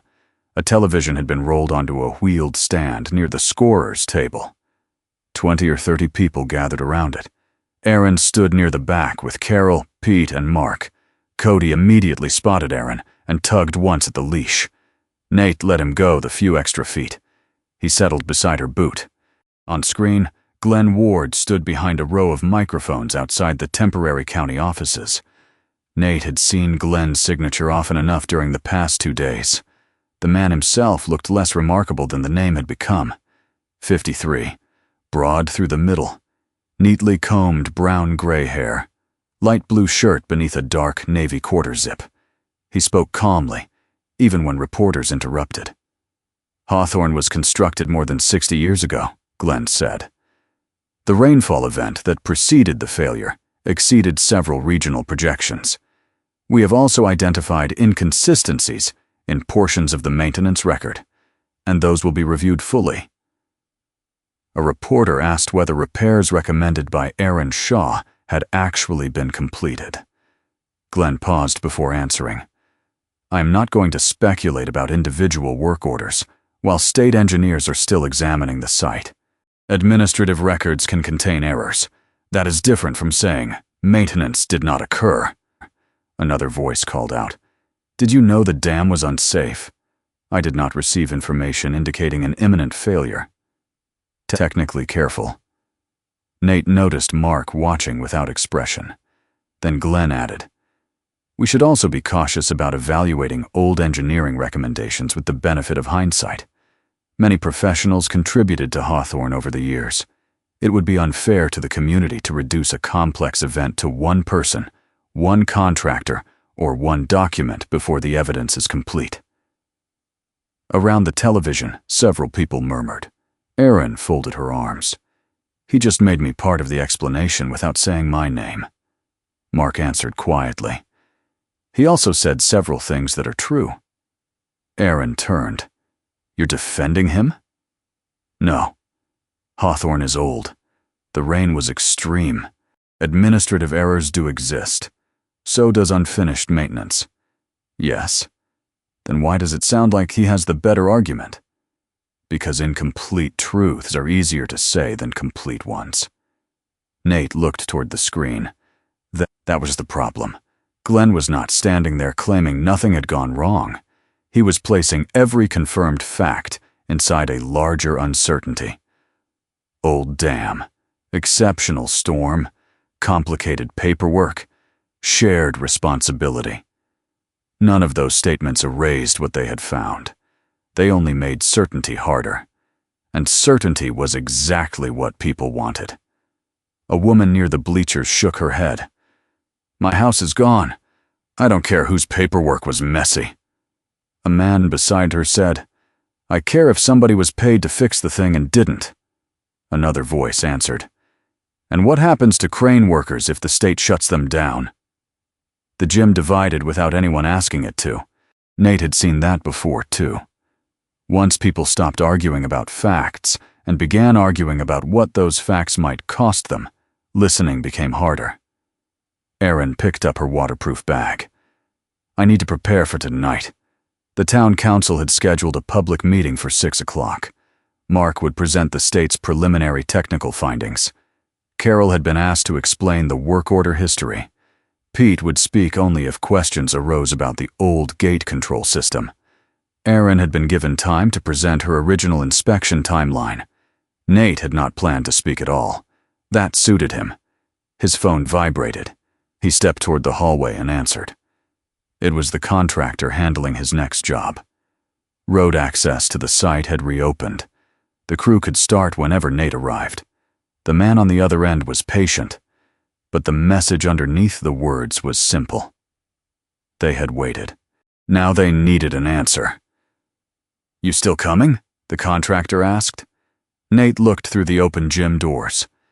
Cedar Hollow had no claim on him. His boathouse contract had been interrupted by a dam failure. Nobody expected him to stay through investigations, council meetings, and public anger. Erin had state engineers now. Carol had records. Mark had authority. Nate's testimony could be taken in writing. He could leave by afternoon. I'll call you back in an hour, he said. He returned to the motel shortly after noon. For the first time in days, the room was quiet. Cody walked in ahead of him, sniffed the chair, then climbed onto the folded towel Nate had placed beside it. The puppy had learned that spot quickly. Nate had learned to stop leaving socks on the floor. He packed without thinking much about it. 2 shirts, work gloves, chargers, toiletry bag. The olive watch remained on his wrist. The charcoal field jacket, cleaned but still faintly marked by flood mud near one cuff, went over the back of the chair. Cody watched. Nate folded another shirt and placed it in the duffel. The puppy did not move. That bothered him more than if Cody had grabbed the pant leg again. You're supposed to make this difficult. Cody rested his chin between his front paws. Nate zipped one side compartment. The room looked almost like it had when he first arrived in Cedar Hollow.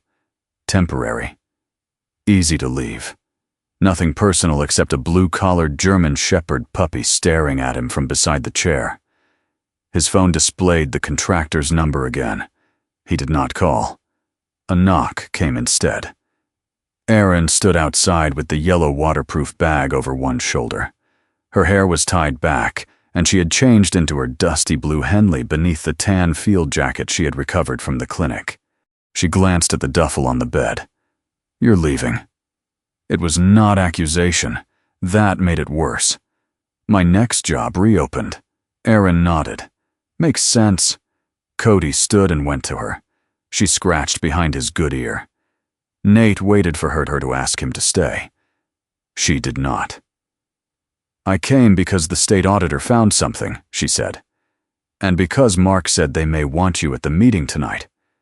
Your statement helps establish when my files existed, and what I told you before any of this became public. I can sign a statement. You can. Again, no pressure. Nate looked at the bag. What did the auditor find? Enough that Glenn's press conference may age badly. She still did not smile. Nate sat on the edge of the desk rather than the bed. Meaning? Northvale received multiple payments routed through Crane Site Services, not just one. That still doesn't tell you who benefited. They traced part of it. To Glenn. To expenses connected to his family. Nate waited. Aaron understood the question. No, it does not yet prove every payment was his. Good. She gave him a tired look. I knew you'd say that. What else? Email records. That changed things. Aaron opened the bag and removed several printed pages. One email was from a crane project supervisor to Glenn's infrastructure office. It stated that part of the Gate 3 work would remain incomplete because replacement components had not arrived. Another, sent days later, asked whether the project should remain open. Glenn's reply was short. Proceed with current closeout. Remaining work can be handled under follow-up maintenance. Nate read it twice. Was there follow-up maintenance? Not that anyone has found. And then the original work order was marked complete. Yes. That was different from a signature at the bottom of a large packet. Glenn had been told work remained. The record still closed. Nate handed the pages back. Who else has this? State investigators, auditor, county council. Then they don't need me. No. Aaron folded the papers. They don't. Silence stretched between them. Then she said, I understand. Nate looked at her. The exact words hit harder than they had any right to. 6 years earlier, another man had said something close to them after Nate gave testimony in an internal review. I understand why you didn't. Then the rest. I just don't know if I trust you anymore. Nate had spent years remembering the second sentence, and almost none remembering the first. He had treated the loss of that friendship as evidence that speaking had been the mistake. Maybe it had only been the cost. That did not make the cost smaller. It made the lesson different. Cody came back across the room and lay beside the packed duffel. Nate looked at him, then at Aaron. What time is the meeting? 6. Nate reached down and unzipped the bag. Aaron watched him take the shirts back out. That seems inefficient. I've made worse logistical decisions. A small smile finally appeared. Nate called the contractor. I'm not making it today. How long? Nate looked toward Cody. A couple more days. The answer felt unfamiliar. Not because he had never delayed work, because this time he was staying somewhere after the emergency had stopped forcing him to. By 6, every folding chair in the high school gym was occupied. People stood along the walls and beneath the basketball hoops. Local reporters filled one corner. Crane Site Services employees clustered near the rear. Residents from the flooded neighborhood sat closer to the front. There were no clean sides. Some crane workers had lost homes too. Some people demanding answers had relatives employed by the company. Cody could not remain inside the crowded meeting safely, so Lisa kept him in a quieter room off the clinic station beside the gym. Nate checked on him before taking his seat. Cody placed both front paws against Nate's knee. I'll come back. The puppy stared at him. Nate rubbed the blue collar once. I mean it. The meeting began with damage reports. Roads, utilities, temporary housing. Then Hawthorn. Aaron went first. She did not dramatize the story. She walked the room through dates, initial inspection, repair recommendation, supplemental report, system acknowledgement, later completion status, photographs from 3 weeks before the flood. When a man in the audience shouted, "Then why didn't you warn us?" Aaron stopped. The room quieted. "I warned the people who had the authority to evaluate and act on the report," she said. "I did not have authority to evacuate Cedar Hollow. I did not know Hawthorn would fail on that day." No apology for something she had not controlled. No claim that she had predicted everything. Nate noticed the difference. Carol followed. She explained how the work order classifications had changed from priority repair to routine maintenance, and later to completed. She also made clear that electronic status changes were administrative evidence, not proof of who physically performed the work. Pete explained manual override without technical theater. "It's like putting a system in service mode while you work on it," he said. "Useful when somebody knows it's there. Dangerous if everybody afterward assumes it isn't." A reporter asked whether someone had deliberately left the gate in manual. Pete shook his head. "We don't know." Then Mark stood. The room listened differently to him. Maybe because he belonged to neither Cedar Hollow nor the contractor. Maybe because he sounded unimpressed by everybody's need for certainty. "The rainfall event was severe," Mark said. "Hawthorn experienced conditions beyond ordinary operation." Glenn sat 3 rows from the front, beside County Council. Mark continued.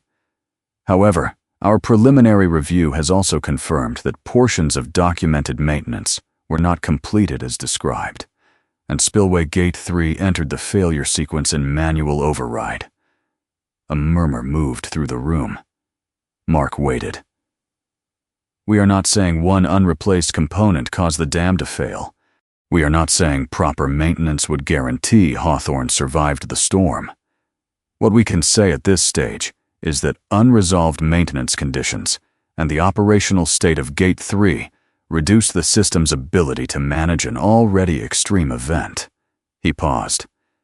"In engineering terms, those deficiencies materially contributed to the conditions of failure." That was the sentence people had been waiting for. Not absolute. Still enough.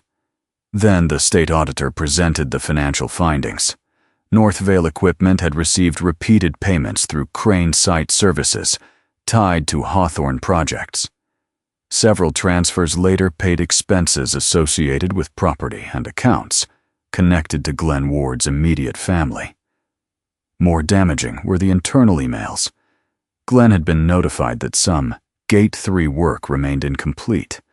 The project was still closed. Payment moved anyway. Todd Crane was not in attendance, but the auditor confirmed Crane Site Services was now subject to a broader review. A man near the rear stood. "What happens to us?" He wore a Crane jacket.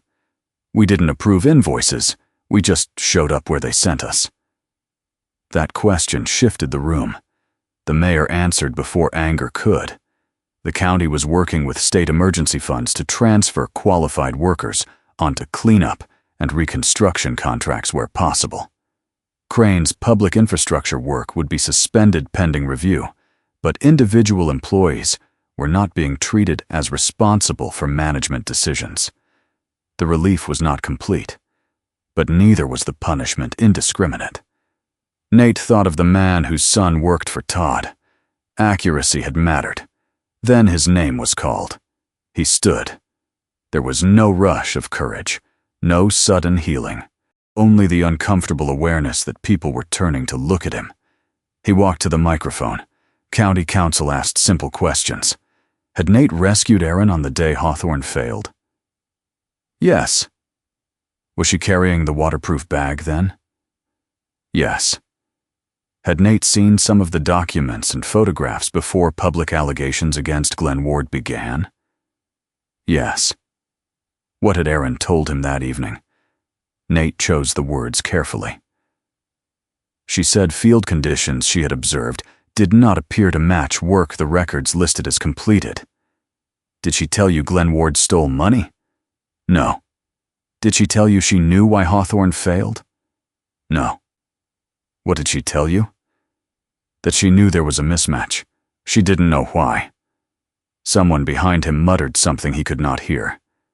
Nate kept his hands away from the microphone. 6 years ago, he had walked into another room knowing facts could change relationships. He had spent the years afterward making sure he never stayed long enough to see that happen again. This room was different. The feeling was not. He finished the statement anyway. When Nate returned to his chair, Erin did not thank him. She only moved her bag off the empty seat beside her. He sat. That was enough. By the end of the meeting, Glenn Ward had been placed on administrative suspension, pending the state investigation. Crane Site Services was suspended from new public infrastructure work. Todd Crane's contracts and financial records would be reviewed separately. Nobody was arrested in the gym. Nobody confessed. Hawthorn was still broken. Hundreds of people still had damaged homes. Accountability had begun, not ended. When the meeting finally dispersed, Nate went straight to the side room. Cody was asleep on a folded blanket. The puppy woke when Nate entered and ran toward him. No pant leg this time.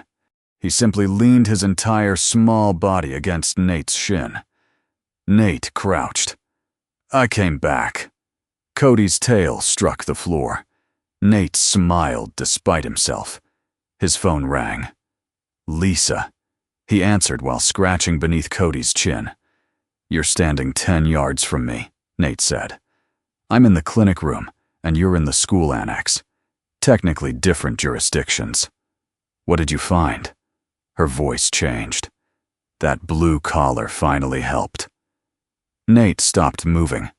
Lisa explained that an employee at a feed store north of Cedar Hollow remembered selling the same cobalt-embroidered puppy collar about a month earlier. A young couple had bought it with puppy food and a small crate.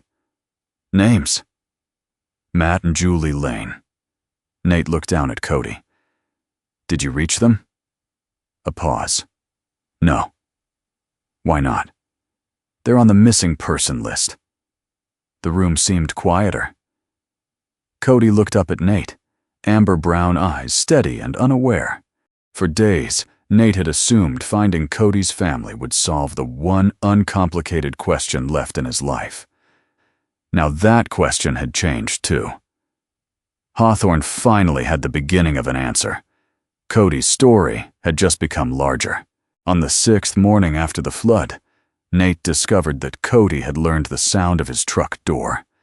The puppy could be asleep beneath the chair in the motel room, but the first metallic click from the parking lot brought his head up. A second click brought him to his feet.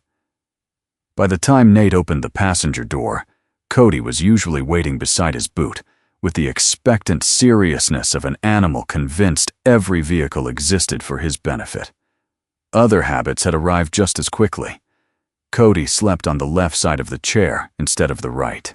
He had begun sitting when Nate stopped at a curb, although a blowing leaf, another dog, or anything smelling vaguely edible could erase the lesson in an instant.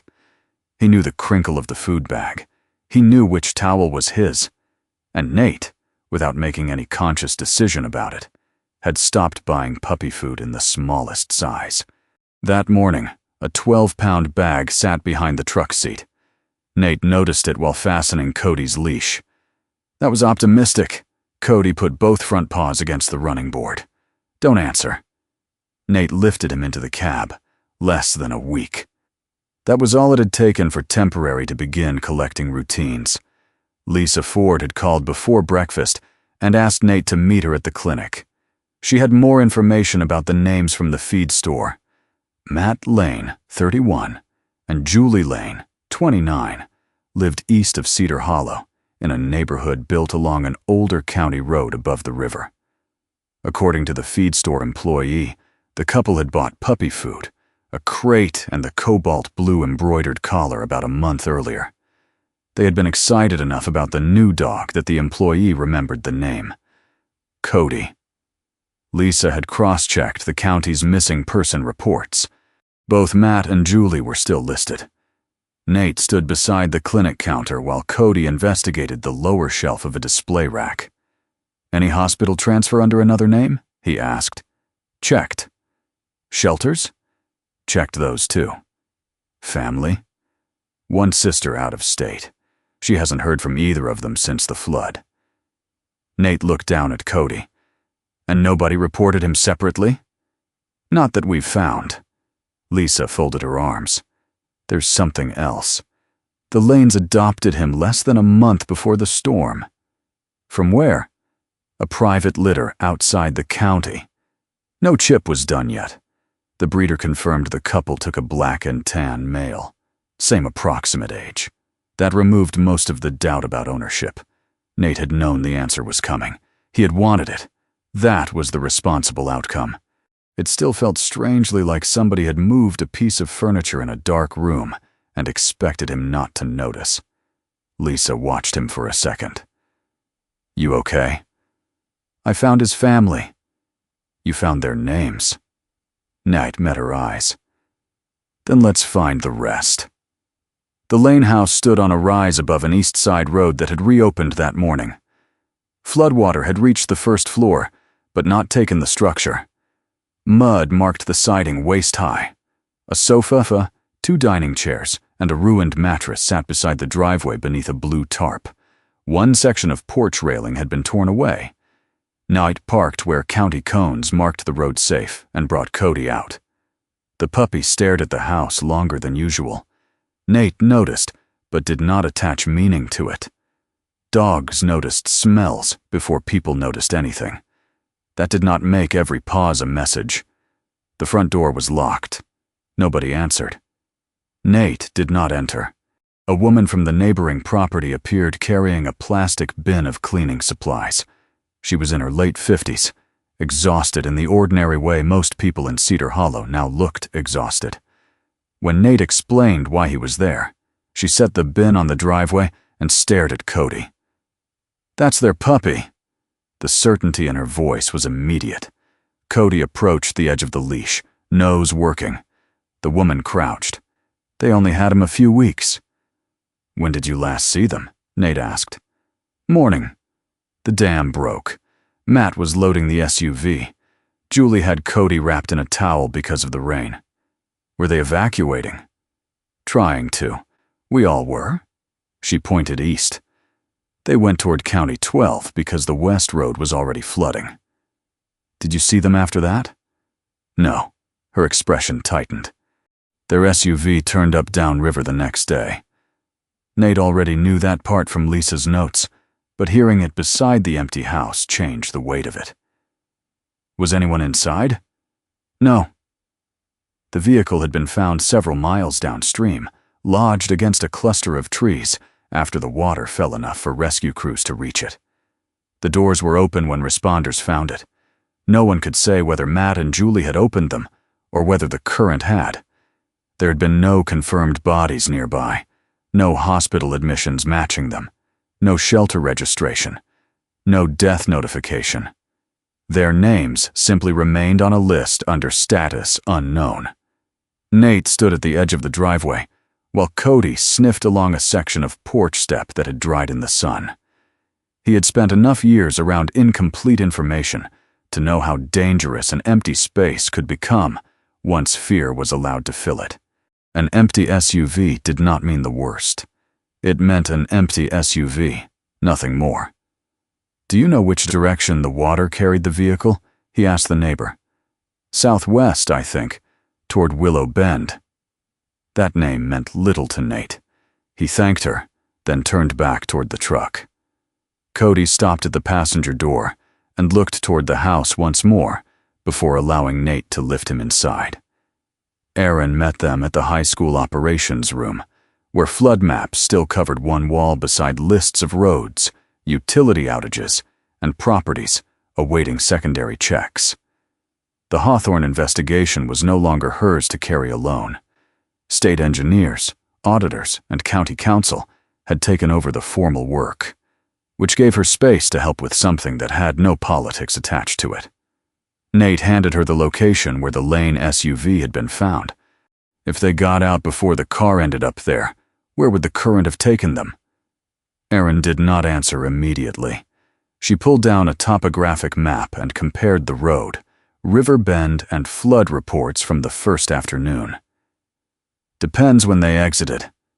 Give me possibilities, not certainty. You really have become annoying about that. I learned from qualified people. Erin traced the map with one finger. The first surge came south, then spread across these lower fields. If the SUV was washed from County 12 around here, anyone who got out could have been pushed toward the old willow drainage before the current rejoined the river. What's down there? Scattered houses, fishing cabins, an old secondary road, not much else. Were rescue crews there? Eventually. She checked a digital incident log on one of the county tablets. The first official boat team had entered Willow Bend late on day 1, but access was limited by a collapsed bridge and debris across the service road. Several lines earlier, a short handwritten note had been added from radio traffic before the formal team arrived. Local boat assist. Multiple persons moved to high ground. R. Boone, Willow Bend. Erin tapped the name.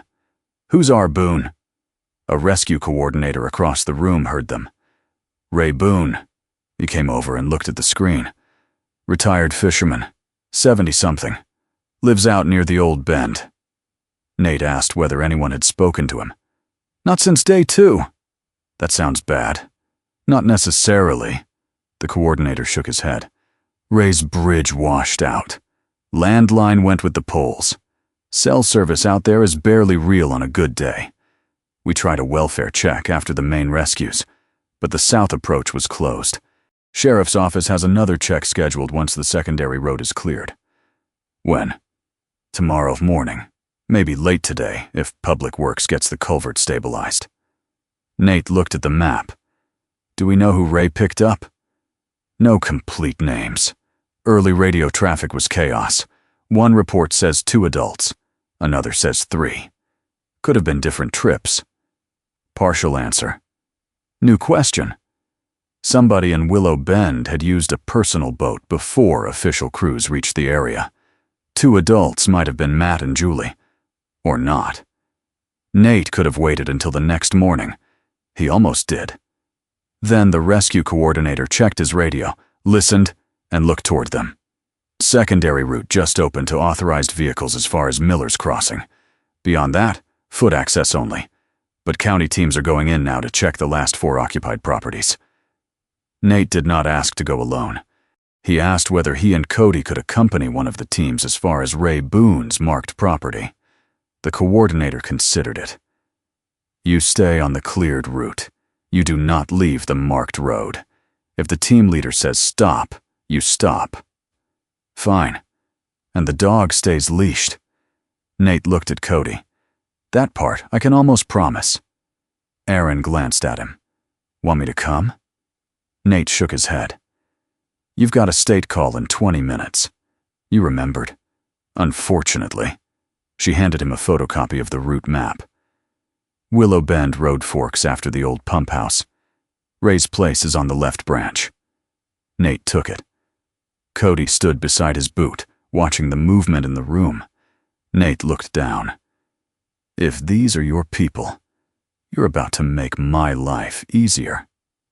Cody wagged once. Nate added, and worse. The puppy had no opinion on that. The drive east took less than 30 minutes, and felt longer because every mile showed another version of the same storm.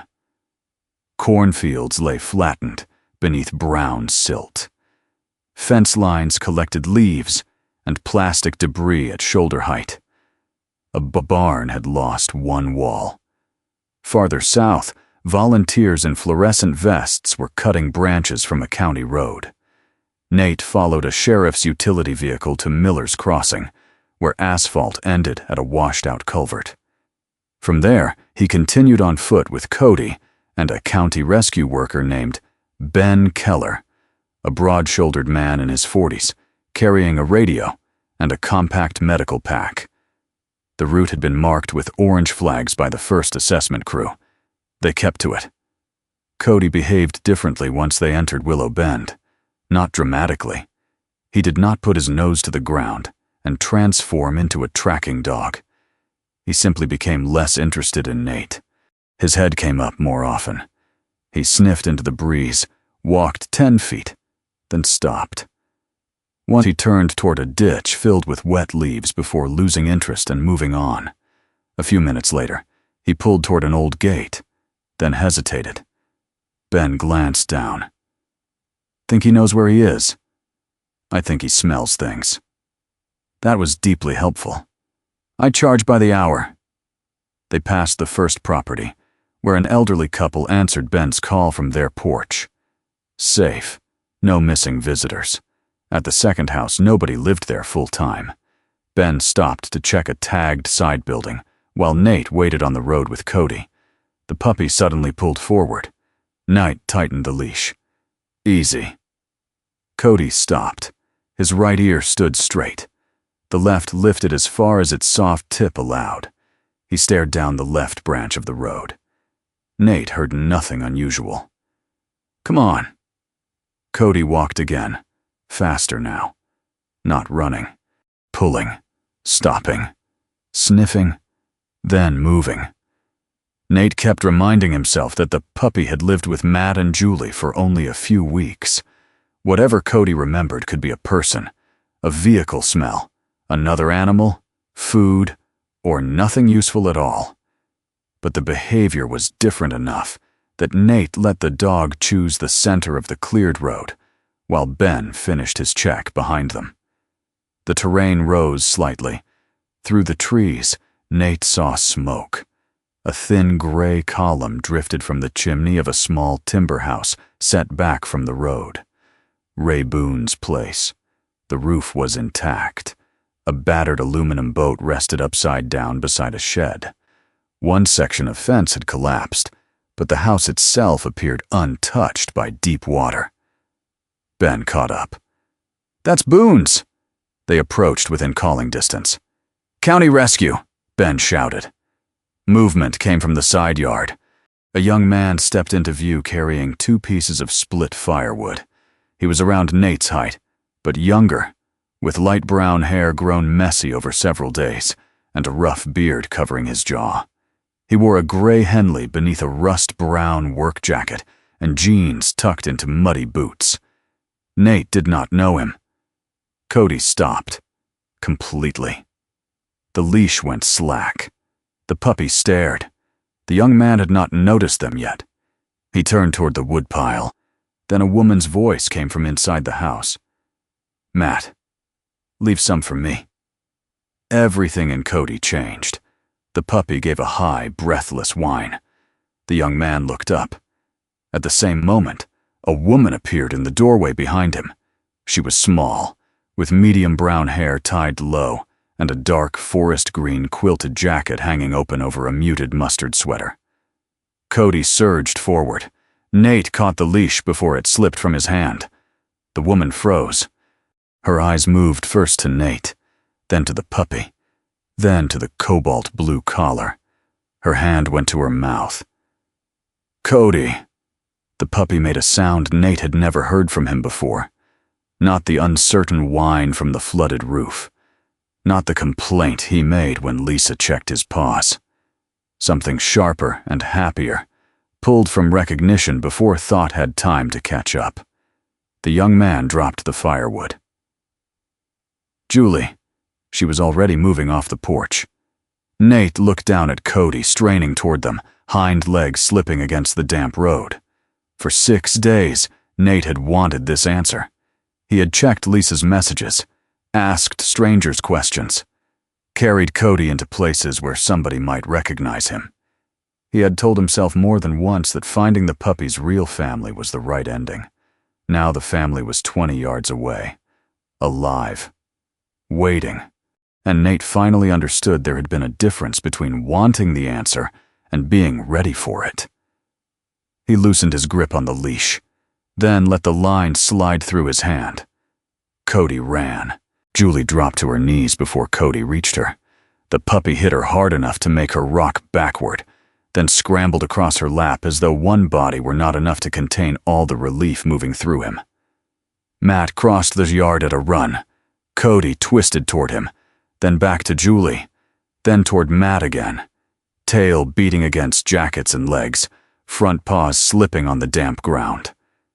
For the first time since Nate had pulled him from the flood, Cody did not check where Nate was. He did not need to. He knew exactly where he belonged. Matt crouched beside his wife and caught the puppy against his chest. "Hey, buddy." "Hey." His voice broke on the second word. Julie buried one hand in the black fur along Cody's shoulders and pressed her forehead against the side of his neck. "We thought you were gone." Cody licked her chin, turned, planted both front paws on Matt's knee, then spun back to her again. Nate stood several steps away with the loose leash in his hand. He had spent 6 days hoping for this. He had told himself that every phone call to Lisa, every question at a shelter, every mile toward Willow Bend had one proper ending. There it was in front of him, a young couple alive, their puppy alive, a family put back together. Relief came first. Loss arrived so close behind it that separating the two felt dishonest. Ben Keller lowered his radio. "I'm going to let dispatch know we found them." He stepped away toward the road. Nate stayed where he was. Matt finally looked up. His eyes moved from Cody to Nate, then to the leash hanging from Nate's hand. "You found him?" "In Cedar Hollow." "During the flood?" Nate nodded. Julie looked at him properly for the first time. "You're Nate?" The question surprised him. "Apparently." "Ray heard your name on a rescue update 2 days ago. Something about a man and a German Shepherd puppy pulled off a roof." Nate glanced at Cody. "That story got edited." Matt stood, one hand still on Cody's back. "You're the one who pulled him out." "I reached him." Matt opened his mouth, then stopped. Gratitude could become too large to say cleanly. Nate spared him the effort. He did most of the holding on. The front door opened behind them. An older man stepped onto the porch carrying a steel thermos. Ray Boone was 71, lean and weathered, with short white hair and a thick white beard that made him look older until he moved. His faded olive waterproof coat showed years of use at the cuffs. He took in the scene without surprise, as if he had expected the missing piece to walk up the road eventually. "That the dog?" "That's Cody," Julie said. Ray looked at Nate. "Then you must be the man he borrowed." Nate glanced down at the puppy. "I had the same suspicion." Ray came off the porch, shook Nate's hand once, and looked toward Ben, who was still speaking on the radio. "Road finally open?" "Part of it." "Good. I'm tired of my own cooking." "We ate your cooking," Matt said. Ray looked at him. "You were hungry? Different standard." Inside the cabin, the missing 6 days became ordinary enough to understand. Ray's house smelled of wood smoke, coffee, and damp clothes drying near the stove. His old radio sat on a shelf beside a stack of batteries. A cracked cell phone belonging to Matt rested near the sink. Julie's phone lay beside it, dead and water-stained. Cody moved through the room restlessly, investigating everything while still returning to Matt and Julie every few seconds. Nate sat at the end of the table, while Ray filled in the part none of the official lists had been able to capture. Matt and Julie had left their house shortly after the emergency alert. County 12 was already backing up, so Matt turned toward higher ground by the eastern route. They did not get far. Water crossed the road ahead, then behind. The SUV was pushed sideways into a drainage ditch before either of them understood how fast the situation had changed.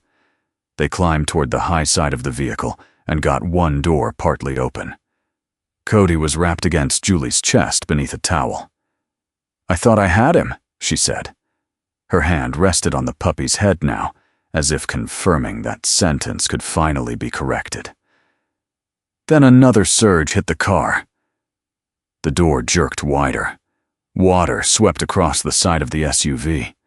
Cody slipped from the towel and disappeared into the current before Matt could reach him. Matt looked at Nate. "I went after him." Julie corrected him quietly. "You tried." Matt's jaw tightened. "I was getting out. And I stopped you." She turned toward Nate.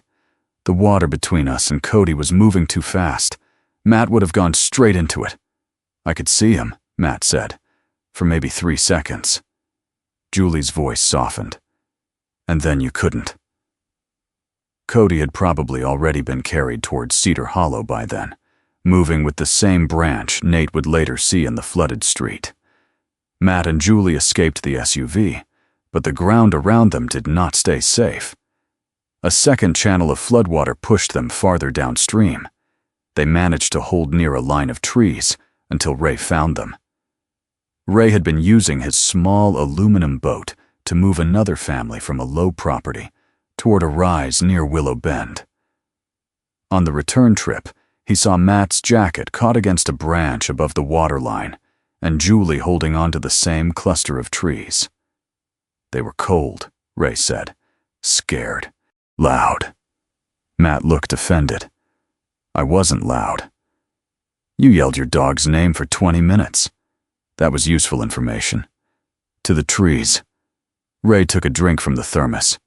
Trees did not report back. Ray got them into the boat and brought them home. Neither had suffered anything worse than exhaustion, cold, and minor scrapes, but there was no practical way out. The bridge went down that afternoon. Power followed. The landline stopped working. Matt and Julie's phones never recovered from the water.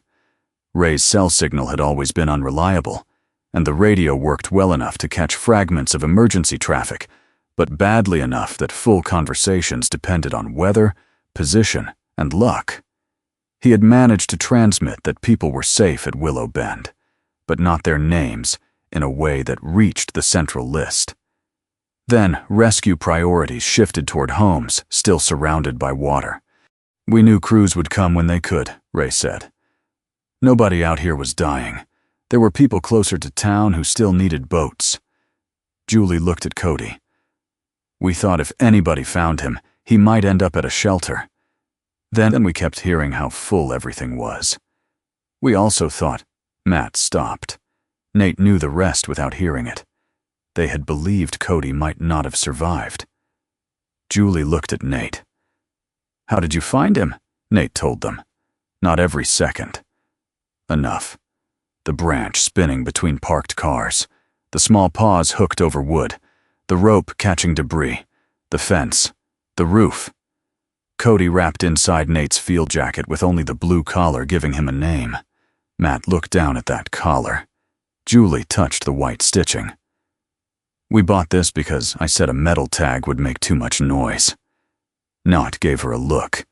"You chose silence poorly." A small laugh moved around the table. Then Julie asked, "Was he the one who found that woman?" Nate shook his head slightly. "Found is generous. You said there was someone in a car. He heard something I didn't." Julie waited. Nate remembered Cody standing on the wet roof, body suddenly rigid, ears aimed toward the silver sedan. He made me look in the right direction. That was the truth. Nothing larger was needed. Cody had not understood Hawthorn. He had not known Erin was an engineer, or that the yellow bag across her chest would open a question about maintenance records. He had not understood why Nate wanted to leave the clinic, or why certain people in Cedar Hollow were afraid of what an investigation might cost their families. He noticed voices, fear, absence, familiar people. He moved toward connection when people around him were trying to move away from it. Nate had spent 6 years doing the opposite. By mid-afternoon, Public Works confirmed that a temporary route through Willow Bend could support county vehicles and light traffic under escort. Ben arranged for Ray, Matt, and Julie to return to Cedar Hollow before dark. Ray protested that his house was still standing, and therefore did not need rescuing. Ben told him the county wanted his name entered properly in the welfare system. Ray called that paperwork revenge, and packed anyway. Cody rode back with Matt and Julie. That was the first practical sign that something had changed. For 6 days, the puppy had ridden in Nate's truck. Now Nate drove behind the county vehicle and watched the blue collar appear occasionally through the rear window as Cody shifted between his owners. Once, at a stop beside a work crew clearing branches, Cody turned around and looked through the glass toward Nate's pickup. Nate raised 2 fingers from the steering wheel. Cody turned back toward Julie. It hurt. It also felt right. Cedar Hollow received them without ceremony. There were too many reunions still happening for one more to become an event. Lisa came out of the clinic before the Lane vehicle fully stopped. Cody recognized her and ran over long enough to accept an examination he clearly considered unnecessary. Lisa confirmed he looked healthy. Then she stood, wiped her hands on her scrub pants, and looked at Nate. Successful closure? Nate watched Cody race back toward Matt. Apparently. You don't sound thrilled. I am. Lisa glanced at him. 2 things can happen at once. Nate did not answer. He was beginning to dislike how many people in Cedar Hollow could see through him. The town kept moving. That helped. Mark Ellis and the state team remained at Hawthorn, expanding the engineering review beyond Gate 3 into reservoir operations, drainage performance, and structural history. Erin accepted a place on an independent technical review panel, not because anyone suddenly treated her as the person who had been right about everything, but because her original observations belonged in the process. Carol began helping the county rebuild its document control procedures, so work orders could not change classification without a visible review history. Pete agreed to advise on emergency operating procedures for older infrastructure, provided nobody called him a consultant in public. Lisa's clinic continued matching displaced animals with families. Crane's site services did not disappear overnight. Its public infrastructure contracts remained suspended while the audit continued, but workers who were not implicated in management decisions were offered temporary positions on supervised recovery projects. Nate saw several of them repairing fencing near the school under a new county contractor. Glenn Ward remained suspended. Todd Crane faced financial and contract review. There were lawyers now, formal interviews, state reports that would take months. Nobody had confessed. Nobody had been marched away in handcuffs. Hawthorn was still damaged. That was what accountability looked like outside a clean ending. Work continuing while answers took their time. Nate returned to the boathouse.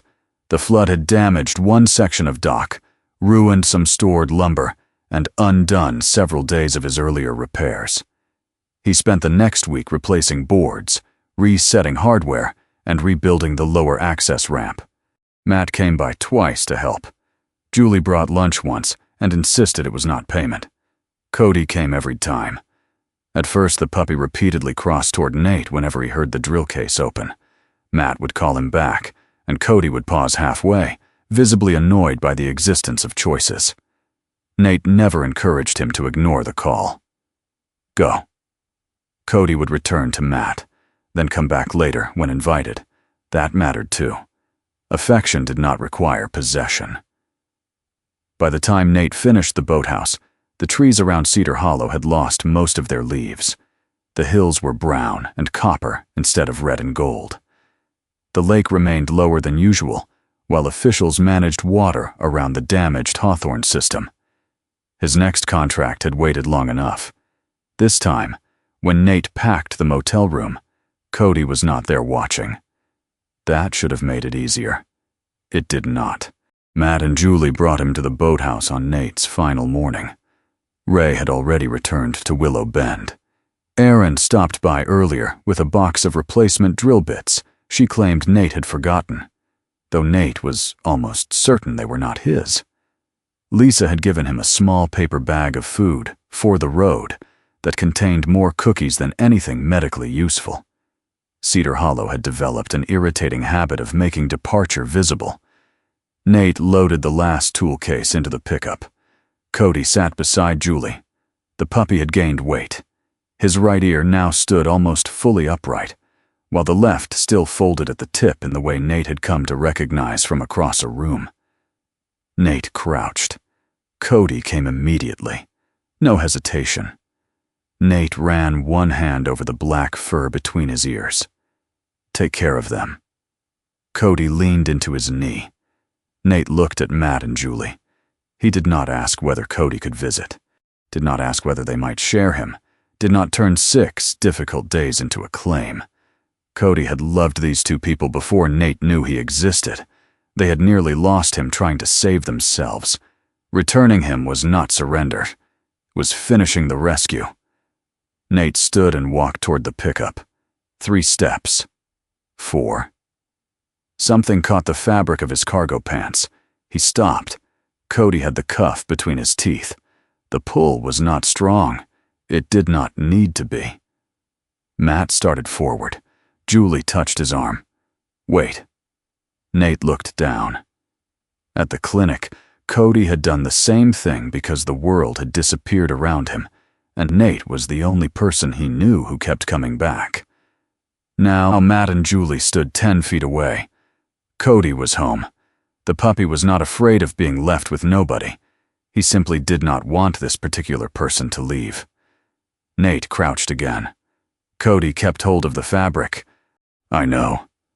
The puppy's amber-brown eyes stayed fixed on him. Nate gently slipped the cloth from his mouth. "I'm going to miss you too." Cody placed both front paws against Nate's knee.